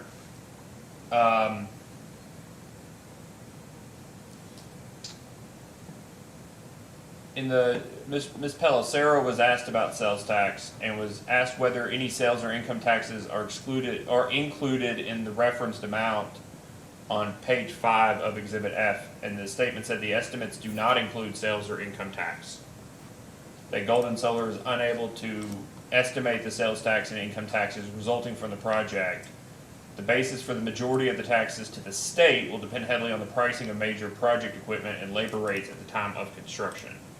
So I guess I'm just trying to figure out what that $3.3 million amount is, and whether it's property taxes or taxes to the state, and what the difference, what the breakdown is between what's going to the state versus what is staying with the local government. Do you know who would be able to answer that? I believe there's a gentleman on this call that would speak directly to the property taxes. Mr. Zeller? Okay. So let me ask this I question. haven't gotten. Let me take a step back. You say, you go on that page 5 to say that Golden Solar will pay new Kentucky sales and property tax over the life of the project. And we'll ask Mr. Zeller about the property taxes. And take Ms. Pellicero's response about the sales tax. But it says it will support local schools, infrastructure, and or public services. This project would create valuable new tax revenue sources, as solar energy facilities do not result in large increases in public expenditure services such as school, roads, water, or sewer relative to the taxes they generate. More than $3.3 million is estimated to be paid in taxes to Kentucky and local governments over the project life. Do you know how that $3.3 million breaks down between Kentucky and local governments? I do not, off the top Okay. of my head. No, I do not. Do you have that $3.3 million is a gross amount? Would you agree? As opposed, what's the distinction between gross? As presented here as being a benefit, it's presented in the 2 sentences before as the new taxes being a net benefit, but the amount is actually provided on a gross basis. Would you agree? So yes. Your testimony or your study does not attempt to identify the net benefit of the project, taxes versus the quote public expenditure services that it will cost. It just says you expect the public expenditure of the services to be minimal, and the tax amount is estimated to be $3.3 million. That's correct, yes. Okay. So I guess more directly, what part of that $3.3 million, I get that you're the economic analysis person, that's fine to include this gross amount. Did you play any role in ascertaining the government revenue impacts of the project? Leading to the $3.3 million, no. Okay.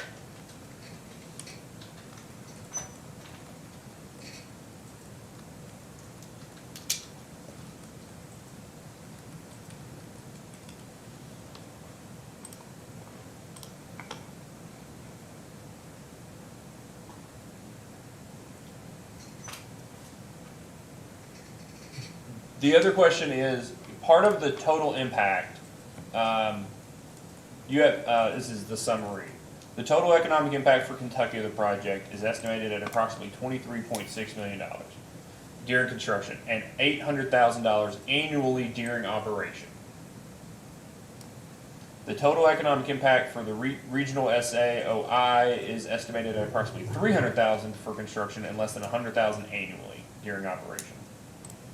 Detailed economic impacts are provided in Table 2 and Table 3. Government tax revenues paid by Golden Solar are estimated at approximately $3.3 million over the life of the project, as described as we just discussed.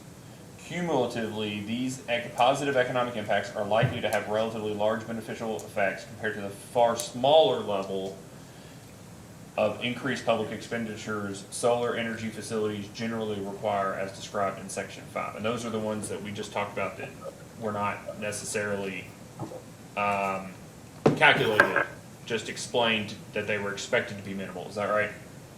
That's correct, yes. Okay. The 23.6 and the 800,000 annually, did either of those include an expectation of the $3.3 million tax amount? Or are those separate?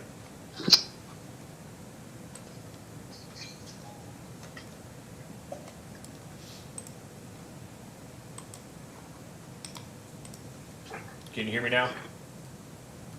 Yes. Okay. You did come up there for a little That's bit. good. The $3.3 million in taxes, is that included in the 23.6 or the 23.6 million or the 800,000 annually? No, that's not. Okay. The question I have about the 23.6, the economic impact. It assumes that this is all new economic impact, correct? That it's not necessarily double counted. Is that the case?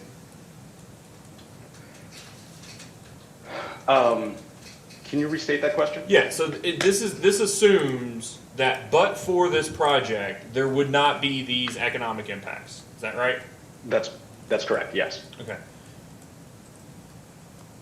Does the model in any way take into account the fact that, for instance, if some of these are construction jobs, right? That the 6 months, the back end of, let's say this gets constructed in the back end of 2023, that the last 6 months in 2023 that a person in Princeton in Caldwell County that worked this construction, right, versus a different type of construction that already was going to happen. Does it take into account that trade-off? No, it does not. Okay. So, yes, and that's a feature that is generally kind of typifies these input-output models. Yeah, so and that because it doesn't mean that the person doesn't do the construction that they were anticipating doing in the back half of 2023. It just anticipates that maybe that construction is deferred or downgraded, or that construction is possibly done by somebody from a different area. How do we take into account that distinction?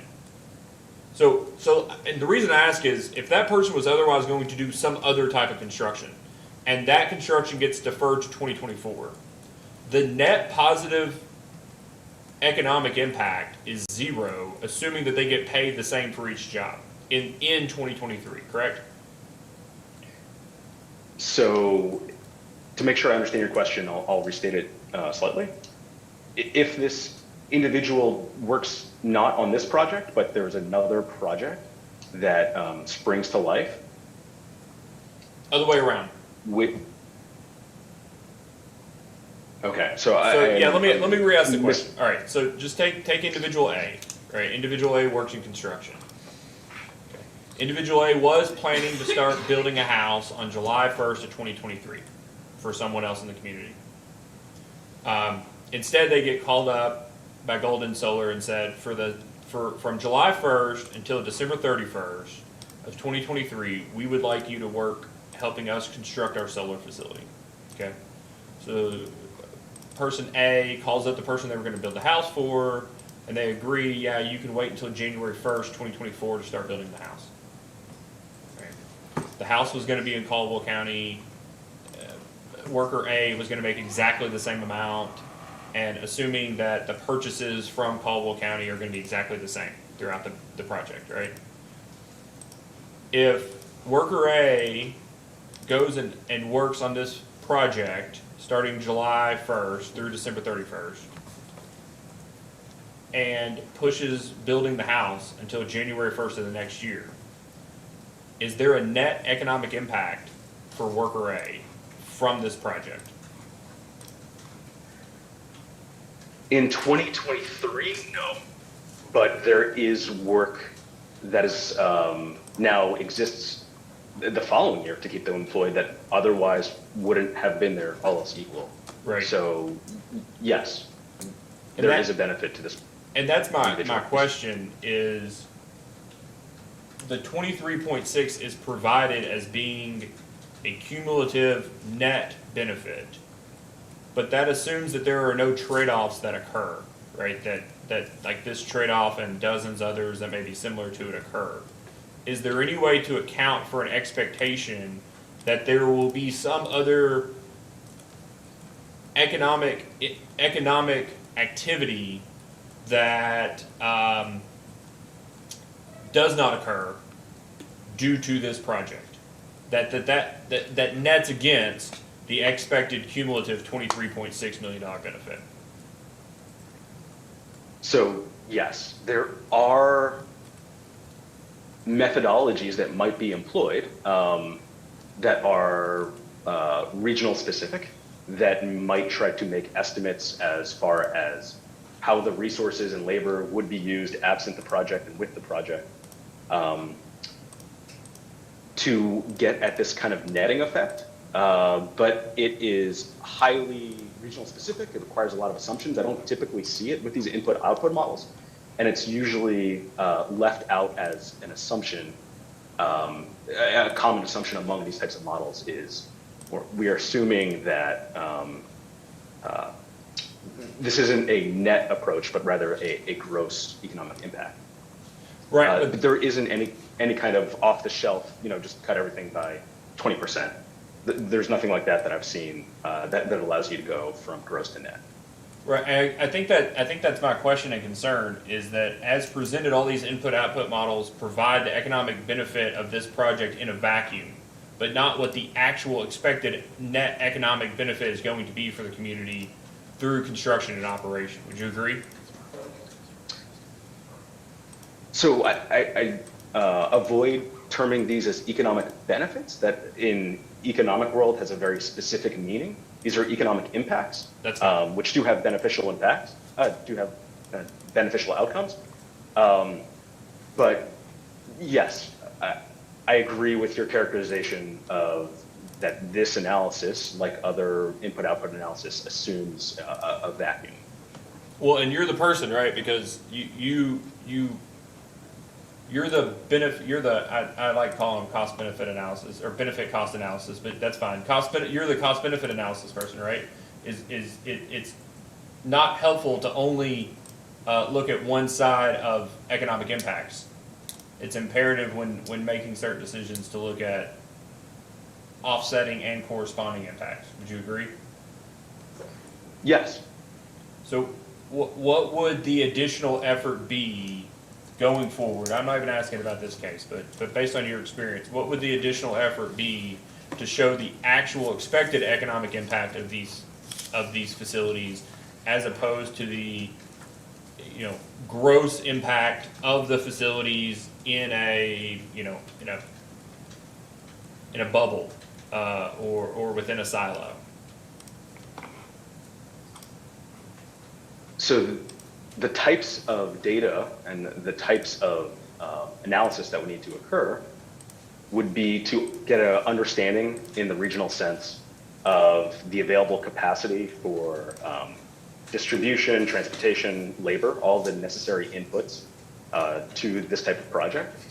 Figure out the utilization of those resources, both with and without the project, and do a subtraction. What's the time cost for a person like yourself to do that netting? That would be honestly, I've never seen that. I mean, I've seen it discussed as kind of a hypothetical thought experiment. I've never actually seen it implemented, which isn't to say that it doesn't exist, but it's highly uncommon. I just haven't come across it. That would be, especially the first instance of it for me, would be a large undertaking in the manner of perhaps at the minimum weeks of work. Okay. To create the model, you're saying? Yes, and to understand the resources available at the very local level. Okay. and the alternative uses of those resources absent the project. Well, and I think that at least one of the previous economic, or a couple of the economic, I forget where you were located, Mr. Shirazi, but at least one of the economic studies that have been provided to us, I think by Dr. Coombs at the University of Louisville, attempted to at least show, for instance, the change in land use, or the value of land use, the difference between the revenue impacts or the economic impacts of the acreage under solar versus the acreage under crop production, and just the net difference between the two. Is that a start, or is that irrelevant to the analysis that you're discussing? So I think it addresses the same type of question, but I think, at least as I understood you classify it right now, it actually, it's a little bit different of a strategy. It sounds like that was perhaps a change in property tax, if I understood you correctly. So what would the property tax income at the government level be if this land remained agricultural versus it as a solar farm, and did a netting in that manner? Well, but also, so I mean, you have to plant seed, right, for the crops, and so somebody in a local area sells that seed, and then you actually have to sow it every year, and you also have to spray fertilizer, and so you're paying somebody to spray fertilizer, and you're paying somebody to sow, and you're paying for equipment and upkeep. You're buying the equipment to sow the property. You've got to harvest it, and you've got to take the grain somewhere. So presumably you're buying fuel to truck it to a grain elevator, and then somebody has to work at the grain elevator, and then the grain elevator itself you expect is going to make money. They're going to need to buy things buy concrete for a new weighing pad, and nails and screws to do whatever upkeep in that facility. I mean, that's more than just property taxes. Would you agree? Agreed, yes. Okay. So I more fully understand your point here, or your line of questioning.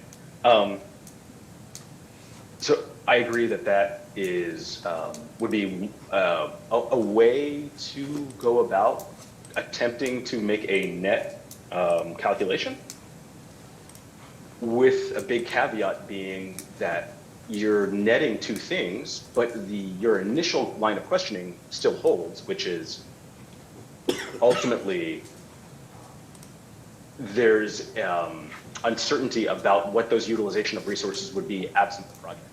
And so now we're kind of doubling that uncertainty, because we don't know how those seed and grain storage might be used absent we don't know what the changes at the margin for either project now. Yeah. So we certainly could net it, but the same kind of assumptions would in large part still be at play. So I guess I just want to go back, final question here. Your summary says the total economic impact for Kentucky is estimated at approximately $23.6 million during construction and approximately $800,000 annually during operation. Just want to make sure that I'm clear after this line of questioning. Would you agree that that's the total economic impact? Are you differentiating total from net at this moment, or No, total from gross? I'm wanting to understand. Earlier, I said use the word benefit, and you corrected me to make sure that I described it as just an economic impact, because you don't want to color what type of economic impact, right?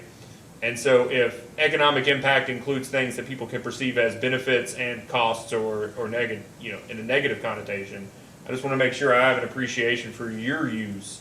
I'm not trying to ascribe a use to it. I guess I'm trying to better understand what you mean total economic impact to mean. I see. So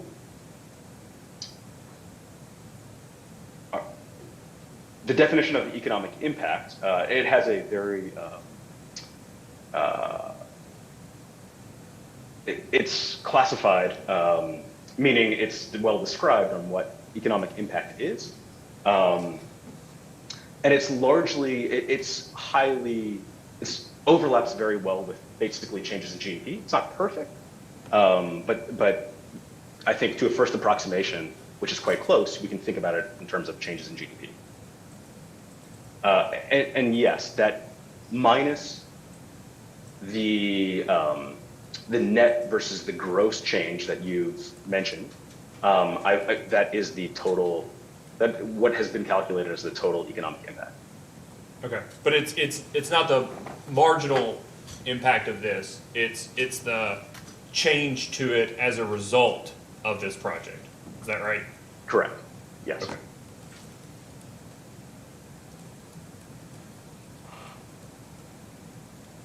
All right, Ms. Eckert, do you have any redirect? No, Mr. Chairman. Okay, thank you, Mr. Shirazi. You may be excused. All right, would you like to call another witness, Ms. Eckert? Yes, but before we do that, do you want to keep Mr. Taylor and Dr. Shirazi on? Or No, are they can be excused. They can They're actually be excused. Okay. Sorry, I've been trying to use my words to mean a very specific thing. So, no, actually, Mr. Shirazi and Mr. Taylor can be excused from the hearing. Thank you, Mr. Chairman. Next, we'll call Brian Zoller. Please turn on your camera and your microphone.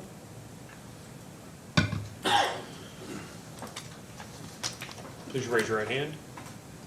Do you swear or affirm that the testimony you're about to give is true and correct under penalty of perjury? Yes, I do. Okay. Please state your name and address for the record. Brian Zoller, 400 West Market Street, 32nd floor, Louisville, Kentucky, 40202. All right. Mr. Zoller, do you have headphones in that you use as a microphone? Yes, I do. Do you mind to maybe just direct them a little, maybe point them in the direction of your chin? It's just a little hard to hear you in the hearing room. Is that better? It is. Thank you very much. Ms. Eckert? All right. Mr. Zoller, what is your profession? I'm an attorney. And are you affiliated with a law firm? Yes, it's Frost Brown Todd. And what is your position at Frost Brown Todd? I'm a partner at the firm. And what is your, what area of law do you practice? I lead our renewable energy industry team and practice in all matters of project development around renewable energy projects. And did you assist with the Golden Solar project? Yes, I have. And did you provide property tax advice and other tax advice Yes, I have. related to this project? Yes, I have. Yes, I have. Mr. Chairman, we tendered a witness. Counsel? Did you hear the questions that were directed at Dr. Shirazi about the property tax impacts of this project? Yes, I did. And could you just elaborate on those? There were lots of questions. Do you want to be specific, or you talk About the property tax implications? So I believe the $3.3 million that was discussed is solely property taxes, increases over a 25-year period. That data was presented at the public meeting. There's a slide, I think it's in Exhibit C, that shows the breakdown of those taxes between school districts, local counties, and state. I believe if I have the information correct, it's page 24 of 62 of Exhibit C.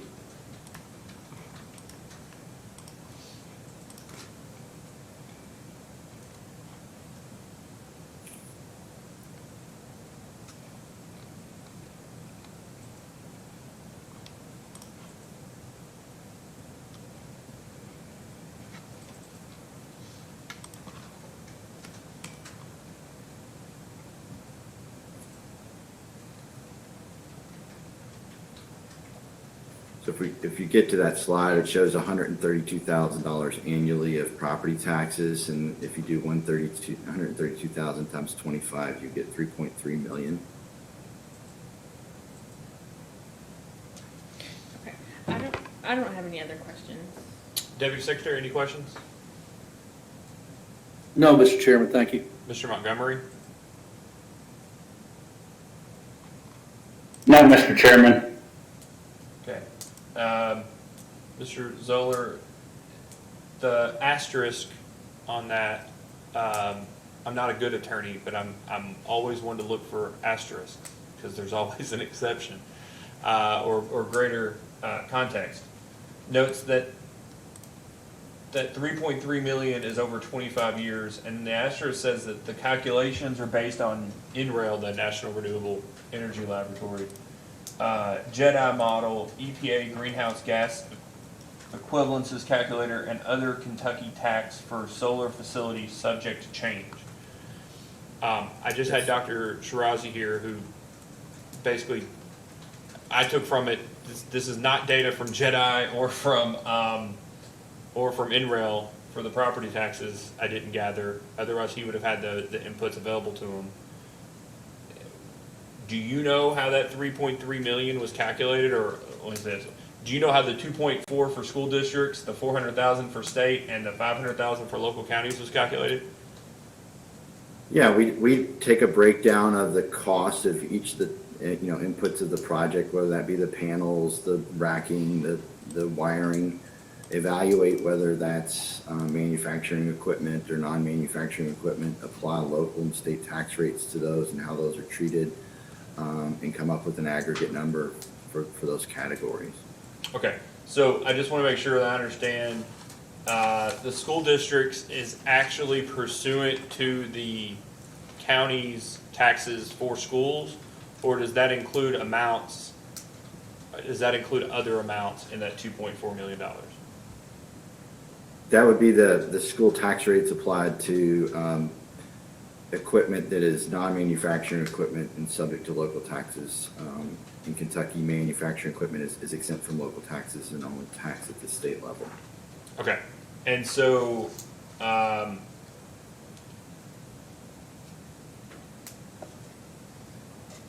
any of these tax amounts related to real property?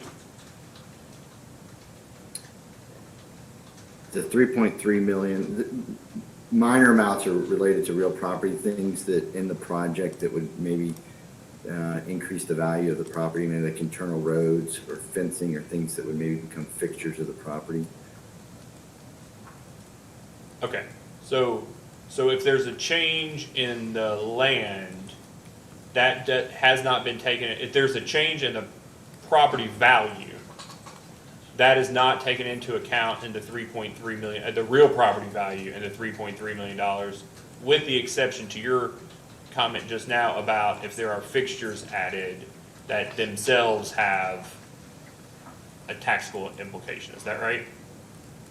That is correct. That number does not include change of character of the land from agricultural to non-agricultural, and then the assessed value of that property. Okay, and just said differently, just make sure that if all the property is assessed, well, so if all the property is defined as agricultural today, and it does not have an agricultural exemption post operation of the proposed facility, the 3.3 million does not include the increase in revenues expected to the local governments for the real property taxes pursuant to the loss of that exemption. Is that right? That's correct. That number does not include that change. Okay. Final question. No, not final question. I don't want to. This assumes this assumes there is no industrial revenue bond. This assumes there is no pilot agreement pursuant to an industrial revenue bond issuance. Is that correct? This number assumes that there would be an industrial revenue bond, and the minimum amount of that bond would be to cover the school taxes that would otherwise be payable under the project. Okay, so that's more helpful. It does not assume any set amount of per megawatt fee, but in order to get approval at the state level of a local industrial revenue bond, the Economic Development Cabinet requires that the school board be made whole on its taxes as a matter of policy.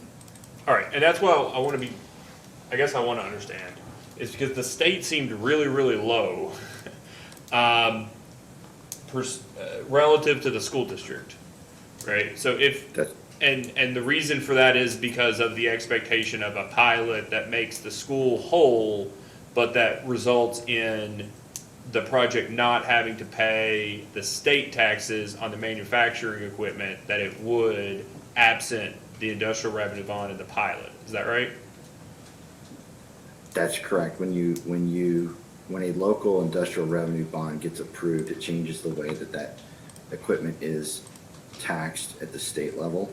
And that change occurs regardless if CADFA approves it or not. It's just a matter of to what degree. So let me ask you this way. Is this a very assuming that the actual cost of the panels and the racking systems and the fences are all exactly the same as when this number was run the first time, right? Which is probably not a reasonable expectation in 2023. But assuming that's held constant, in the sense that it doesn't include the removal of an agricultural exemption for the real property, that it does not assume any change in the value, underlying assessed value in the real property, and that it removes the entirety of the state tax obligation that you would get in an IRB, but has not yet replaced that with any payment in lieu of taxes to the county other than to the school, which again, you said makes whole. In considering those, is this a conservative estimate of the tax impact of the project? Yes, with those assumptions, it is a conservative estimate of the tax impact on the project. Okay. So the school has to say the same, is expected to say the same, regardless of whether there's a pilot agreement or not, because that's the basis for the pilot agreement. Or it's what you're saying, the policy is that the pilot agreement has to at least hold the school harmless, right? That's generally how they're done. There are scenarios where that doesn't happen, but discussions today have been that would be held true in this project. And then the state taxes are reduced, assuming the pilot, but absent the pilot, the state taxes would be higher. Is that right?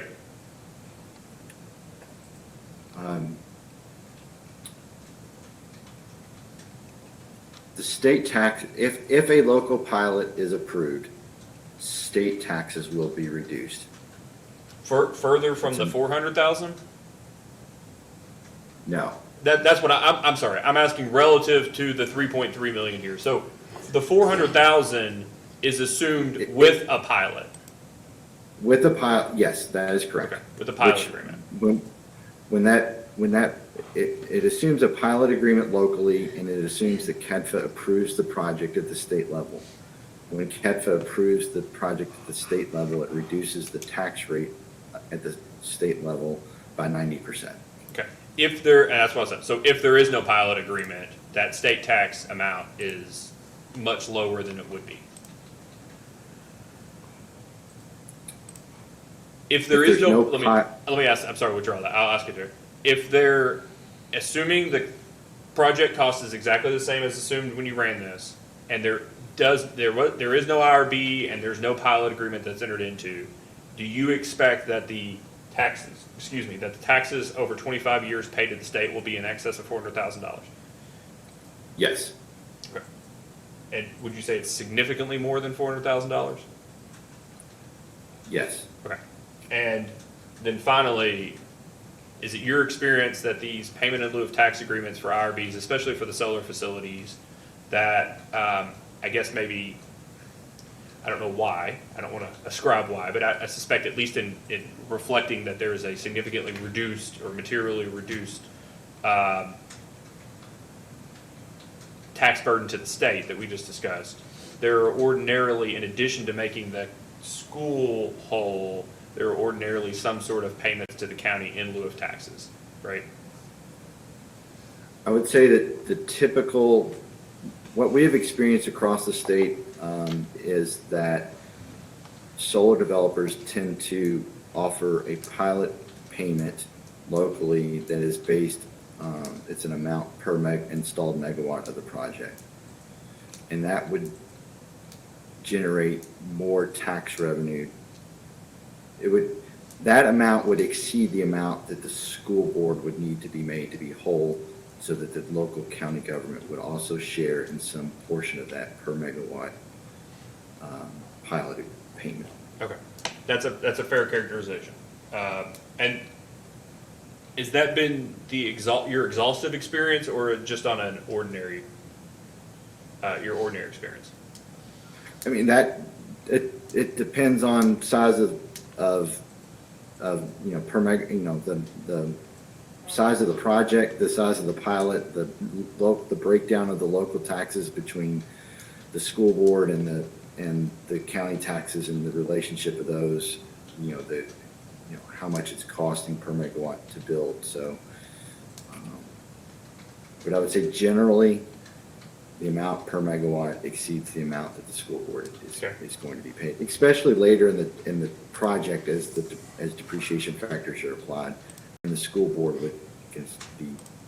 it would take less to make the school board whole, in year 20 than it will in year 1 because of depreciation. In your experience,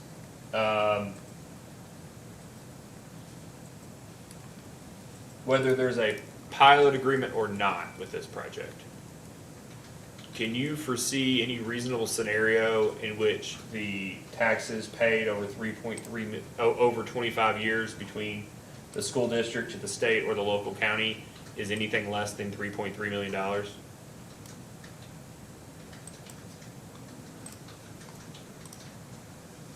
In my opinion, I think it is difficult to foresee a scenario where it is less than that amount. Okay. Council, any questions for Mr. Zoller? No questions. Okay. Thank you for being here today with us. Be excused. Thank you. Okay. Deputy Secretary, Mr. Montgomery, and Council, do you all have any questions for any of the remaining, specifically to any of the remaining witnesses that haven't been called yet? The only questions I still have remaining are just a few questions about the noise reports that were done. So I believe that's Mr. Hessler. Deputy Secretary, anything specifically for any of the witnesses that have not been called yet?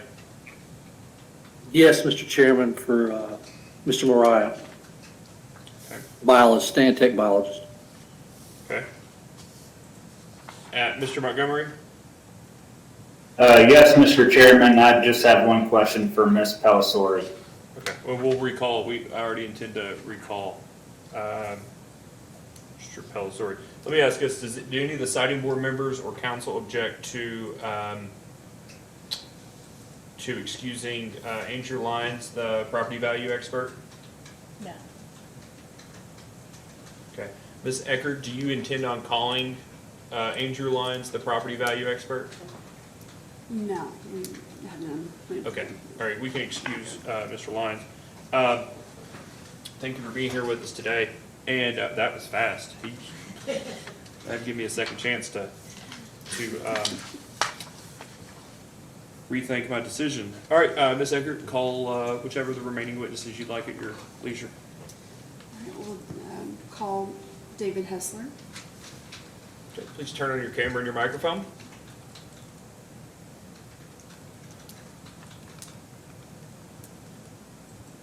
Raise your right hand.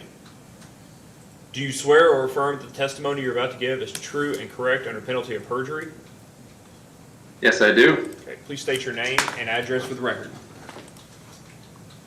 David Hessler, and my address is 5096 North Silver Cloud Drive in St. George, Utah, 84770. Okay. Ms. Eckert, you may ask. Mr. Hessler, What is your place of employment? Hessler Associates. And what is your role at Hessler and Associates? I'm an acoustical engineer specializing in noise from power generation facilities. Did you prepare a report in this case? Yes, I did. And do you have any revisions or edits to this previously provided report at this time? No, I don't. And do you adopt your report as your testimony in this matter? Yes, I do. Mr. Chairman, we tender the witness. Counsel? Yes, thank you. So, Mr. Hessler, if you could just refer to your response to staff's second request, item 10.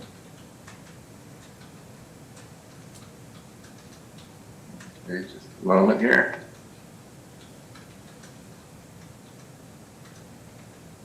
And this is about the 1,500-foot sound contour.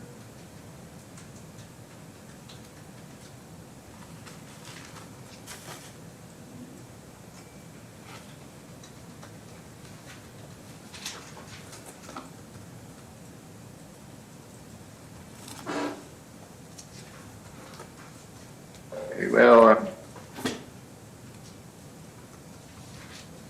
what I'm seeing here is, I think it's a response to an item number 24.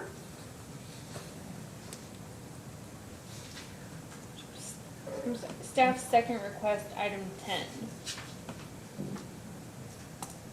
Oh, here we go. Okay, yep. Very good. And so it says in there that approximately 50% of the proposed panel area where the pile driving would occur is within 1,500 feet of a non-participating residence. And then it also states that pile driving in these areas would possibly exceed the 55 decibel at 1,500 feet during construction activity. There is no known effective mitigation or dampening approach for pile driving activity. As a result, restricting pile driving to 55 decibels would eliminate half of the buildable area. And so the question is, are you aware that in all of the other siting board cases, there has been a requirement of sound mitigation, and you feel that there's none that are appropriate for this project? Yeah, that's correct. I've been made aware of what other applicants have proposed to mitigate piling noise.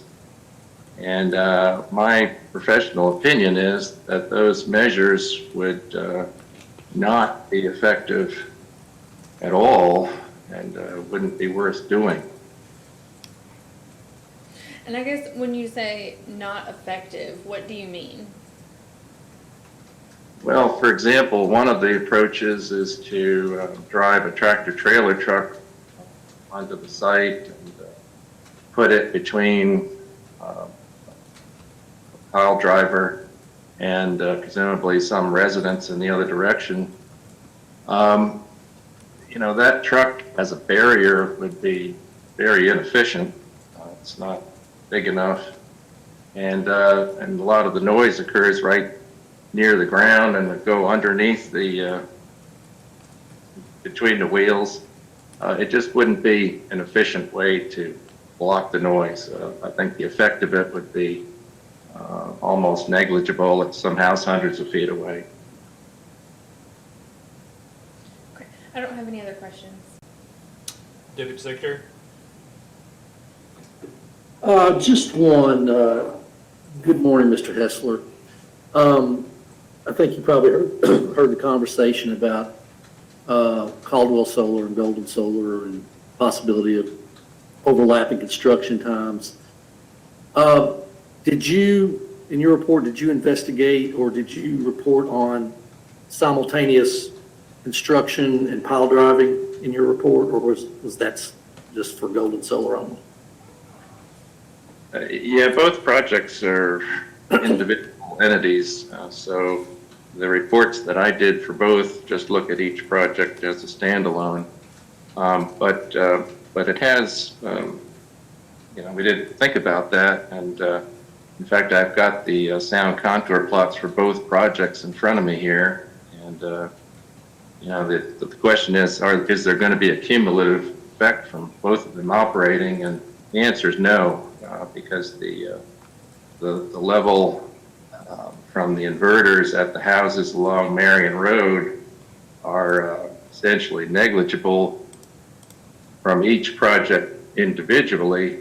And when you add up two zeros, you still get zero. So there wouldn't be any additive effect that would be perceptible. Thank you for anticipating my question. That's all I have, Mr. Chairman. Mr. Montgomery? I don't have any questions, Mr. Chairman.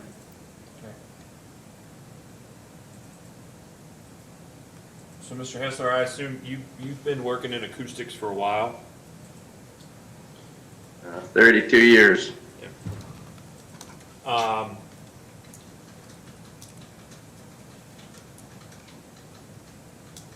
Pile driving is not a particularly fun experience to listen to. Would you agree?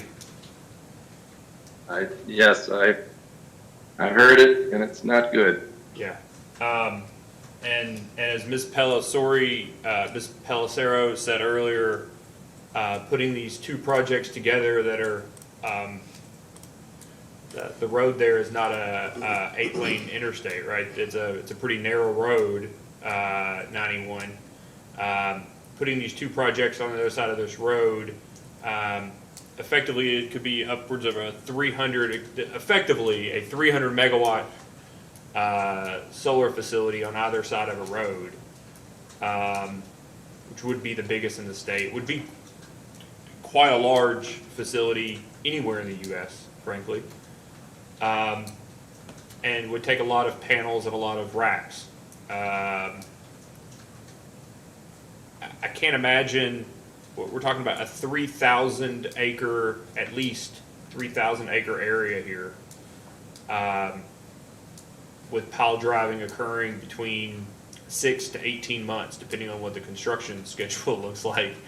I would not want to live, a few feet away from this while that's going. You talked about, I guess, your perspective of the insufficiency of one of the mitigation measures that other folks have talked about using.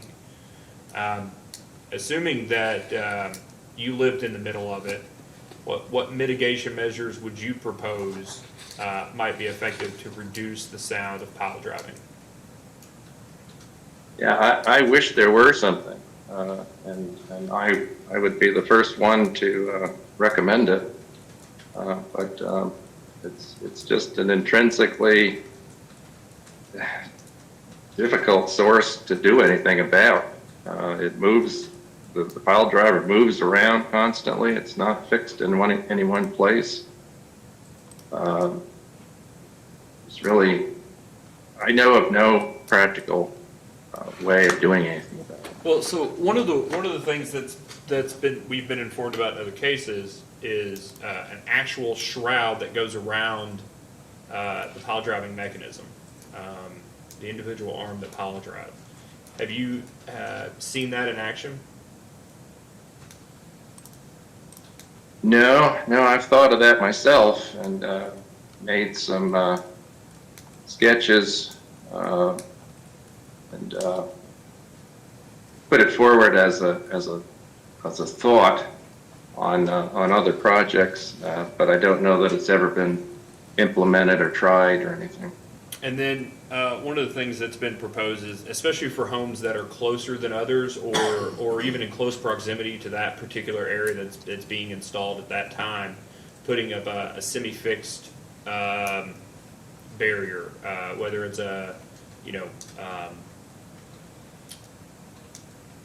sound blankets over a fence where the home is just so many feet on the other side of the fence, and it's used especially when the pile driving is in close proximity. Is it your testimony, or I take it from your testimony earlier, you think that would have zero reduction in sound to that ultimate home?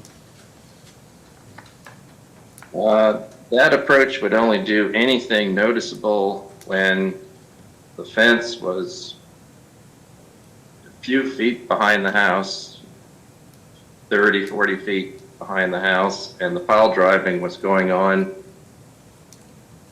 20 feet from the other side of the fence. One of the other items, especially in the first couple of cases we had, Mr. Hessler, was that it seemed to be the applicant's perspective or their expert's perspective that mature vegetation between noise receptors and pile driving would be at least beneficial in dampening the impact. Any perspective on that? Yes. Yeah, the attenuation through foliage and forests is quantified in ISO standard 9613-1, and the loss is calculated as a small amount per 100 meters of forest. So a row of trees, a double row of trees, a row of trees 50 feet thick would have almost no effect. So it seems then that in the sense that I take from your testimony, the only way to mitigate the ultimate impact to neighbors and surrounding areas is to either limit the noise itself and never have the noise exist to begin with, or to reduce the time and frequency of the impact of the noise. Would you agree? Correct? Yeah.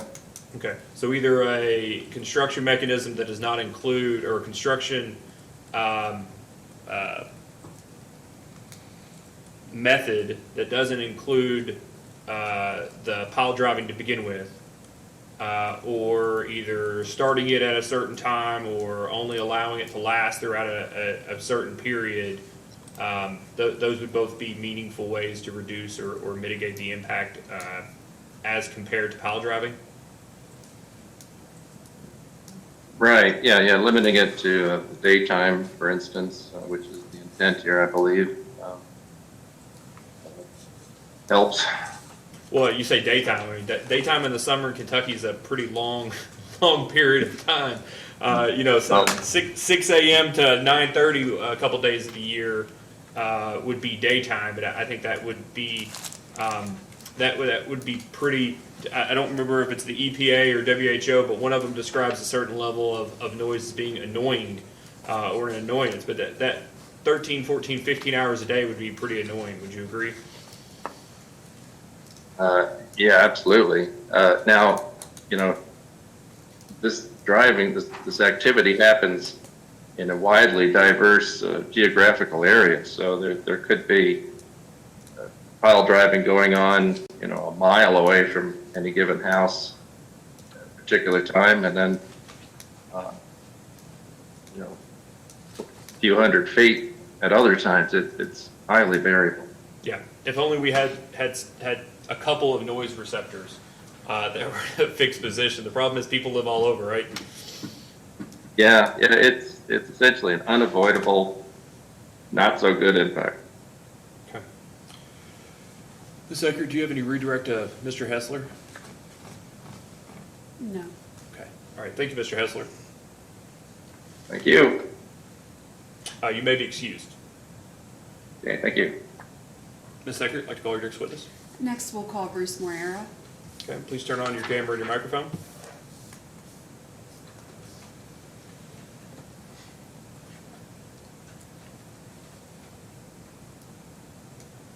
All right. Raise your right hand. Do you swear or affirm that the testimony you're about to give is true and correct under penalty of perjury? I do. Please state your name and address for the record. Bruce Moreira. I'm at, just moved offices. Let me check the address here again. 601 Southwest 2nd Avenue, Suite 14, Portland, Oregon. Second. Mr. Moreira, where are you employed? I'm employed by Stantec Consulting. And what is your position at Stantec? I'm a senior biologist and a project manager. I manage renewable energy projects, construction projects, electrical transmission projects, permitting of those projects across the United States. And Stantec was formerly Cardno, is that correct? Yes. Yeah, we've done this work as both Stantec and Cardno. And did you assist with preparing reports for the Golden Solar project? I did. I supported all the permitting, and then I also supported, facilitating the noise studies and the economic studies that were also completed for the project. Do you have any revisions or changes to those reports at this time? I do not. And do you adopt your reports as your testimony in this matter? I do. Mr. Chairman, we tender the witness. Counsel? No questions. Deputy Secretary? Yes, Mr. Chairman, thank you. Good afternoon, Mr. Moreira. I want to hit on three different things.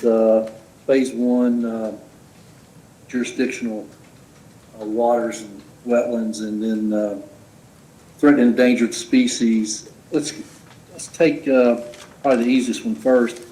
On the phase one, it was noted there were a couple of areas of stained soils, I think some leaking drums and some open dumps, and then in the car study, there was also some noted sinkholes that had garbage in them. Do you know of any cleanup plans for those areas? My understanding is the latest layout is avoiding all of those areas, so there was not a need to remove any of the recognized environmental conditions that were cited in that report for the construction of the project. Will those be inside the fenced area, or do you know? I believe I believe they're outside the fenced area and not in any locations that is planned for disturbance by the project. So, responsibility of the landowner, okay. Right. Thank you.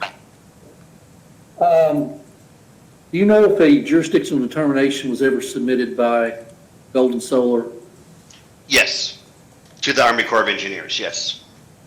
Oh, I'm sorry, has the Corps' jurisdictional determination come back? Has that been received by the siting board?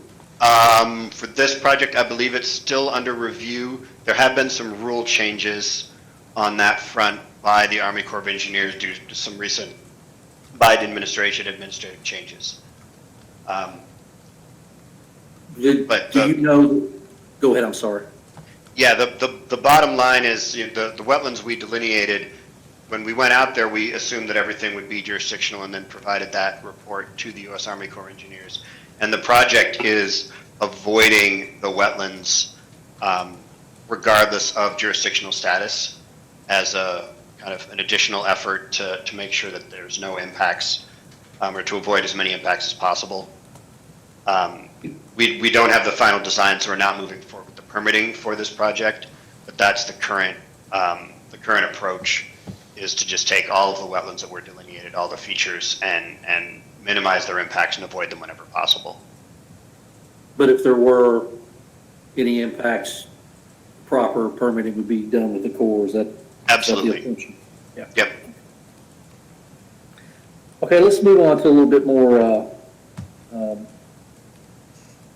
a different situation. I don't know that we've dealt with it, and quite frankly, I don't remember this situation with Caldwell Solar or Unbridled. I know consultation was done for all three of those projects with U.S. Fish and Wildlife regarding threatened and endangered species. Correct. You guys also did an IPAC, and you also did KY-BAT, Kentucky Biological Assessment Tool report from the Energy Environment Cabinet for Golden Solar specifically. One thing I noted in there that was of concern was the gray bat. And I know the consultation that you did with, or that Golden did with U.S. Fish and Wildlife kind of focused on roost habitat for species like Indiana bat, which is common. We've dealt with that several times. But I don't remember that coming up, that the gray bat came up in Caldwell. There are some occurrences noted nearby both of these projects. And the habitat is primarily caves throughout the year. And there are some caves noted on at least 3 of these parcels for gold and solar. Caldwell, I don't recall. But in some minutes that were received via a data request from Golden Solar of consultation with U.S. Fish and Wildlife, there were a couple of things that came up in those minutes in that meeting in November, I think, of 2020.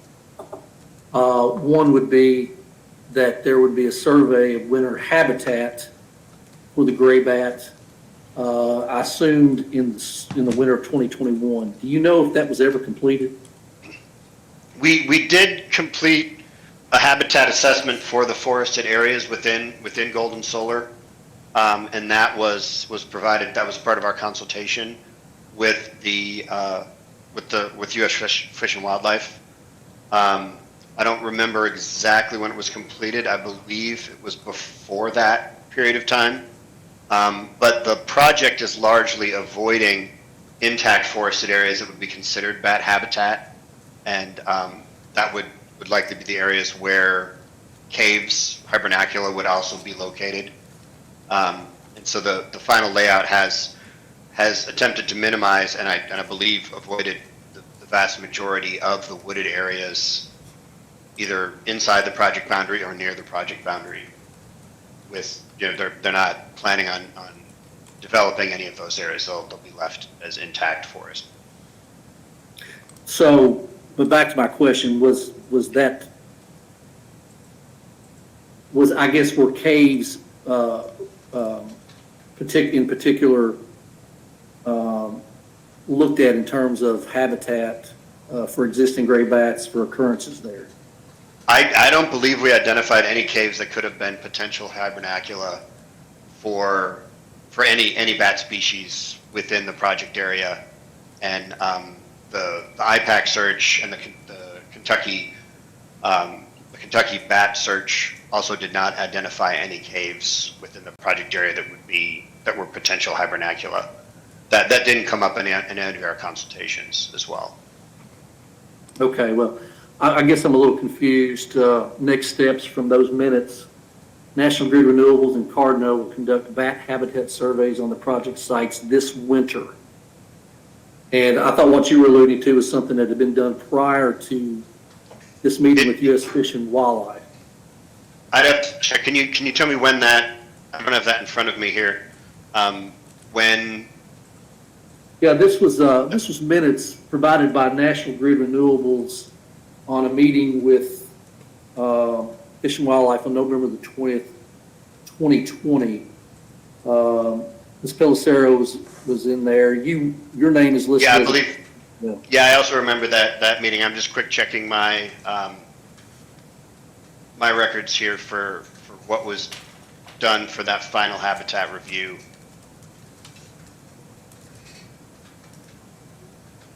And just to jump in, that was attached to the response to 1 ESB 39.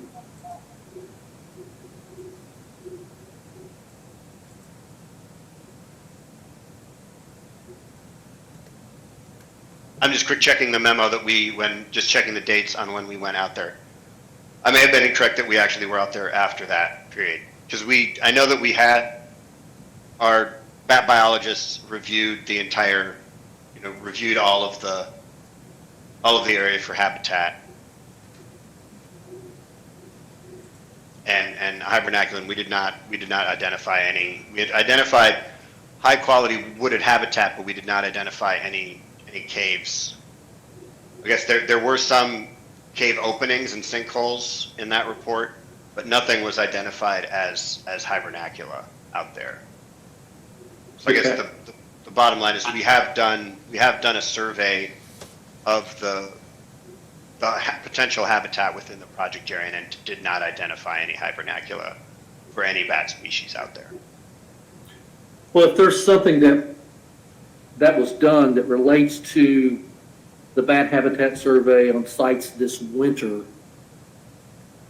that's different than what we received, that would be that would be good for us to get, take a Okay. look at.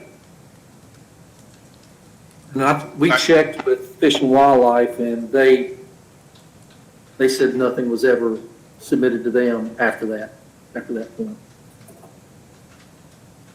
Okay, we can follow up with that and provide you with any additional correspondence with Fish and Wildlife to make sure that they don't have any additional concerns about hibernacula near or in the project area and potential habitat near in the project area. That would be great. That would be great. I guess, Mr. Chairman, that'd be some kind of post-hearing data request, perhaps? Yep. I have it, thank Yeah. you. Ms. Temple will work on that. Thank you. Another couple of areas of impacts on the gray bat potentially. This could not only be on this project, but outside this project. One thing I noted in those notes was gray bats feed over water, and there could be some confusion with solar panels for the species. Other than that notation and what I've been told by staff, I don't know that there's a lot of other information regarding this. Can you elaborate on what you might know about that, Mr. Morrow? There have been some studies that have looked at that, considered that, but my understanding was those were a kind of theoretical, an idea that maybe this could be an impact, and nobody has shown any, significant mortality on any species of bat from solar panels. And there's for other types of renewable energy projects, wind projects, or roadways, et cetera. There've been studies that have done that have shown you see mortality from these projects. You find dead animals, et cetera.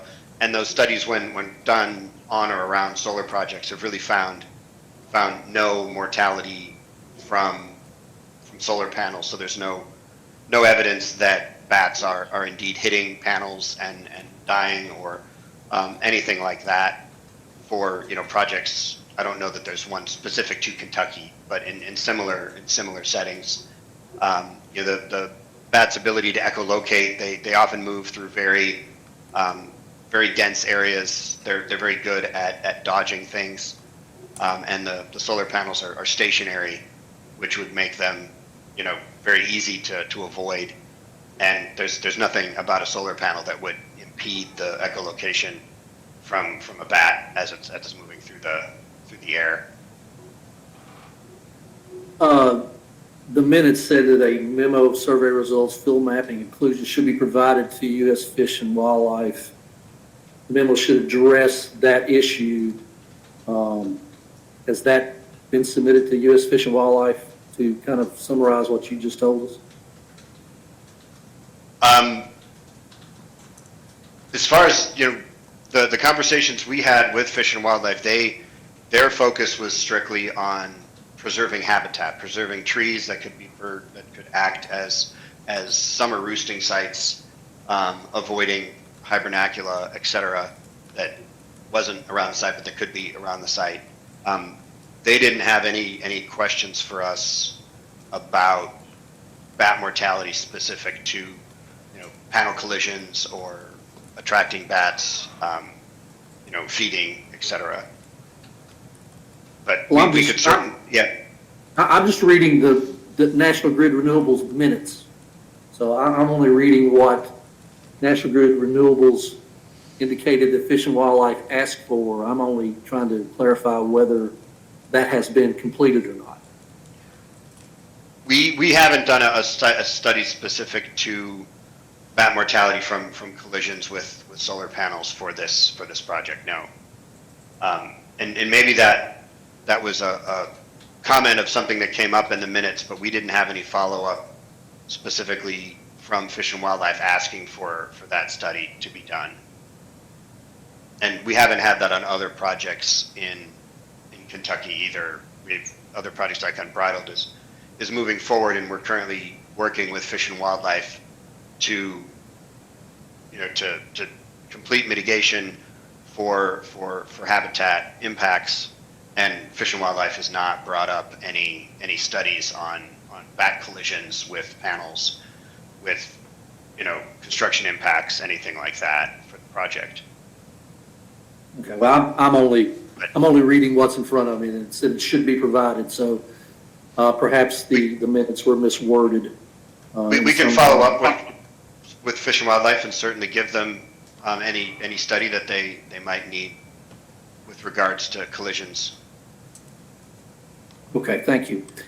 And the last, and it's probably even more obscure at this point and unknown, I would guess, given the fact that there's probably not a whole lot of solar projects going on in areas where gray bats live. But I think there could be a concern about pile driving and noise impacts to habitat where gray bats may be.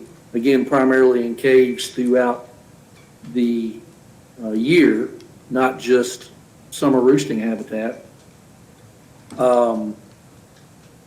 Because there are occurrences nearby. I've been provided with a map that shows known occurrences in caves nearby. Do you know of any studies or research that's been done in that effect, Mr. Moran? As far as like a pile driving impact to hibernating bats or to bats that are using roost trees, I don't know of any sound impacts consideration for bats that I've seen anywhere. I mean, I'm not sure where the specific cave sites that you're referring to are, but the noise study that Hessler went over, I mean, those are even 1,500 feet. So that's relatively, I mean, there's a lot of homes in that vicinity, but the hibernaculas or potential hibernacula, it's not likely that there's that many within that 1,500 foot range. So it would be farther than that. And if you get far enough away, the noise would be pretty minimal. But there's not any, I don't know of any studies that looked at sound disturbance for roosting or hibernating bats and what those impacts might be. Well, it may be prudent to investigate that in your follow-up with Fish and Wildlife. Sure. They'll have the known location of the current occurrences, and at a minimum, maybe cross-referencing with Mr. Hessler's work.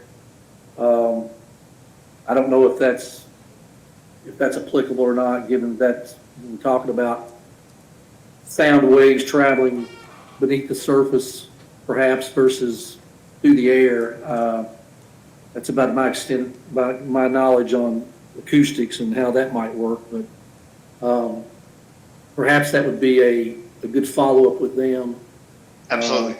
And it may be an opportunity to, with the occurrences of gray bats in this area, a pre and post a survey of those occurrences, whether they still exist, and then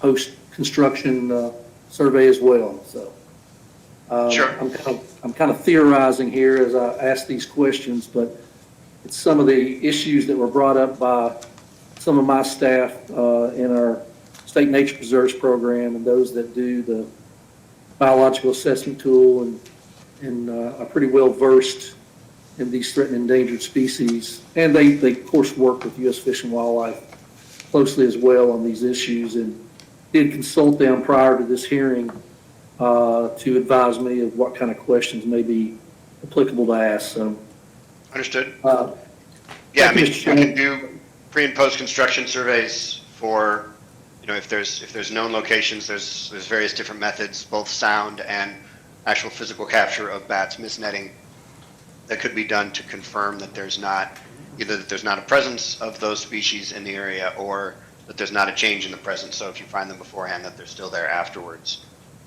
Those are all studies we've done on other types of projects, and it's there's ways to do that without impacting the species themselves. Yeah, I think that would be prudent. Thank you, Mr. Mariah. That's all I have, Mr. Chairman. Mr. Montgomery? No questions, Mr. Chairman. Ms. Eckert, do you have any redirect? No, I do not. All right. Thank you very much. You may be excused. Thank you very much. Pleasure talking with you. Ms. Eckert, we'll go ahead. I'd like to recall Ms. Pellicero. Before we do that, it may be prudent to recall Mr. Adamich first. He may be a better position to answer those questions that came up. Do you know whether he'll be better positioned, or are you? Yes, I thinking- believe he will be, and then we can recall her after Okay. that if need be. All right, Mr. Adamich? I'd like to recall you.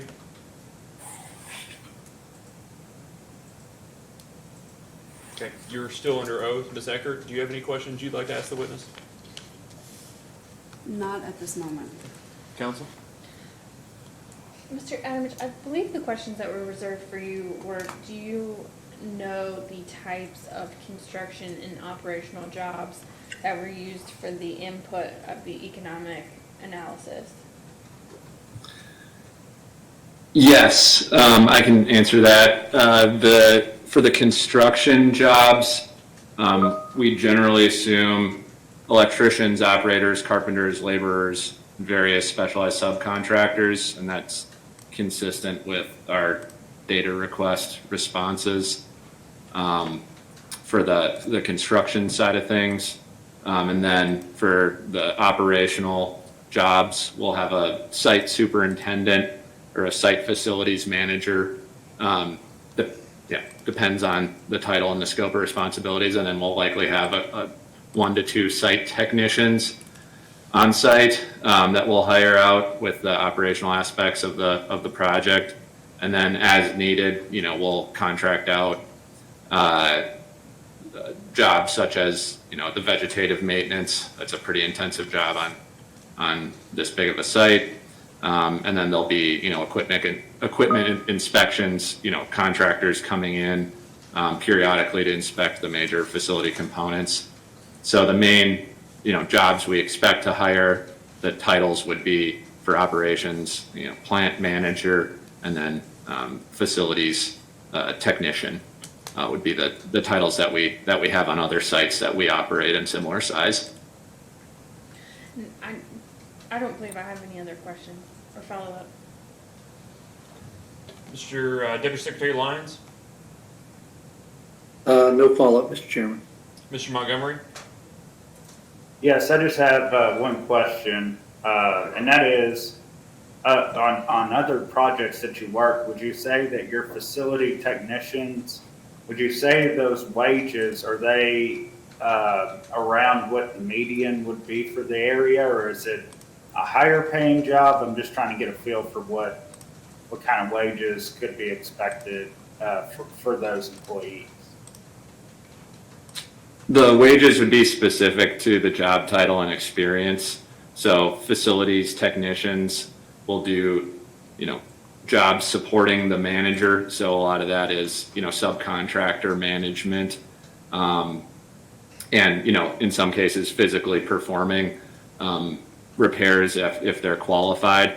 So I'm not aware of, and I apologize, I'm not aware of the median income in the local area that we're proposing the project, but the wage would reflect the job duties and be within I'm guessing the median range or a range of that specific, job title and duties.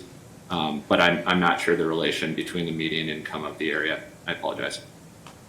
No worries at all. And I guess the reason I bring that up is in Mr. Shirazi's report, he said the average output for the 4 jobs was $280,000. You divide that by 4, and you're essentially getting an annual wage of $70,000, which, based on other projects that we have had, that seems very high. So that's why I was trying to understand, 1, what type of occupations there are, but 2, the education level, skill sets and of those jobs. But I think you've done a great job clarifying where I think we know what we need to know from there. Thank you. Ms. Eckert, do you have a redirect of Mr. Adamich? I do not. Okay. Thank you for being here, Mr. Adamich. Do you still have questions for Ms. Pellicero? No, sir. Deputy Secretary Lyons, do you have any additional questions that are outstanding, other than those that are going to be sought post-hearing? I do have one question. maybe Ms. Pellicero can answer. Okay. I'm not so sure, That's but fine. So, Ms. I Eckert, just would you like thought- to recall Ms. Pellicero? Yes. Ms. Pellicero, please turn on your camera and your microphone, and just remind you that you're still under oath. Deputy Secretary, go ahead. I only asked this to Ms. Pellicero because we've already dismissed Mr. Mariah. But I just thought of something that occurred to me that he said in terms of not disturbing roosting habitat, thereby we would avoid caves. But I thought I read in the documentation that the determination on roosting habitat was that there wasn't any viable roosting habitat there, so those trees would be cleared. So that kind of contradicts what Mr. Mariah said. Will wooded areas be cleared or not for the project? Based on our preliminary design, we're avoiding clearing large intact forested areas, which were determined to potentially be bat habitat. In the case we did have to impact those forested areas in a change of design, we would coordinate with U.S. Fish and Wildlife and pay into the bat mitigation fund, which is a payment per impact of acre. Right. Okay, thank you. That clarifies it. Thank you. Mr. Montgomery, any additional questions? No questions, Mr. Chairman. Ms. Eckert, do you have redirect with Ms. Pellicero? I do not. Okay. All right. Thank you very much for being here. Thank you. All right. Is there anything else, Ms. Eckert? I don't think so. That's something.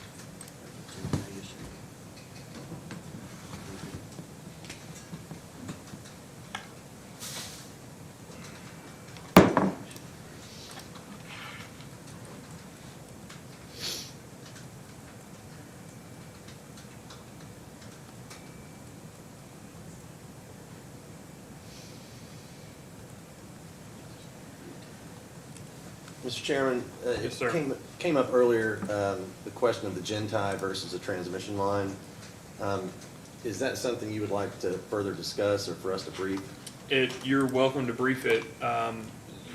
You don't have much time to brief it. I think the regulations provide 7 days post-hearing that a brief has to be filed. But if you all think it's a legal determination as to what the facts require, or what the facts in this case require in way of a legal reading of whether it's a non-regulated merchant transmission facility or whether it's merely a extension or a part of this proposed project, I think you are more than welcome to do so. Okay, I think we may take that opportunity. So, like I said, you all have the regulations provide the time, I think it's 7 days, but the regulations provide the time period in which to file a legal brief post-hearing, or if you all want to also discuss a couple of the other things that have been brought up today.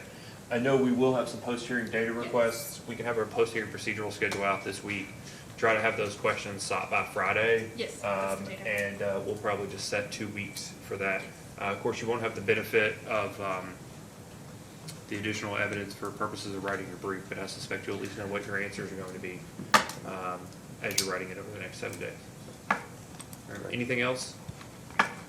Nothing else. Just ask that before Friday, you will supplement the record with the proof from the Times Leader.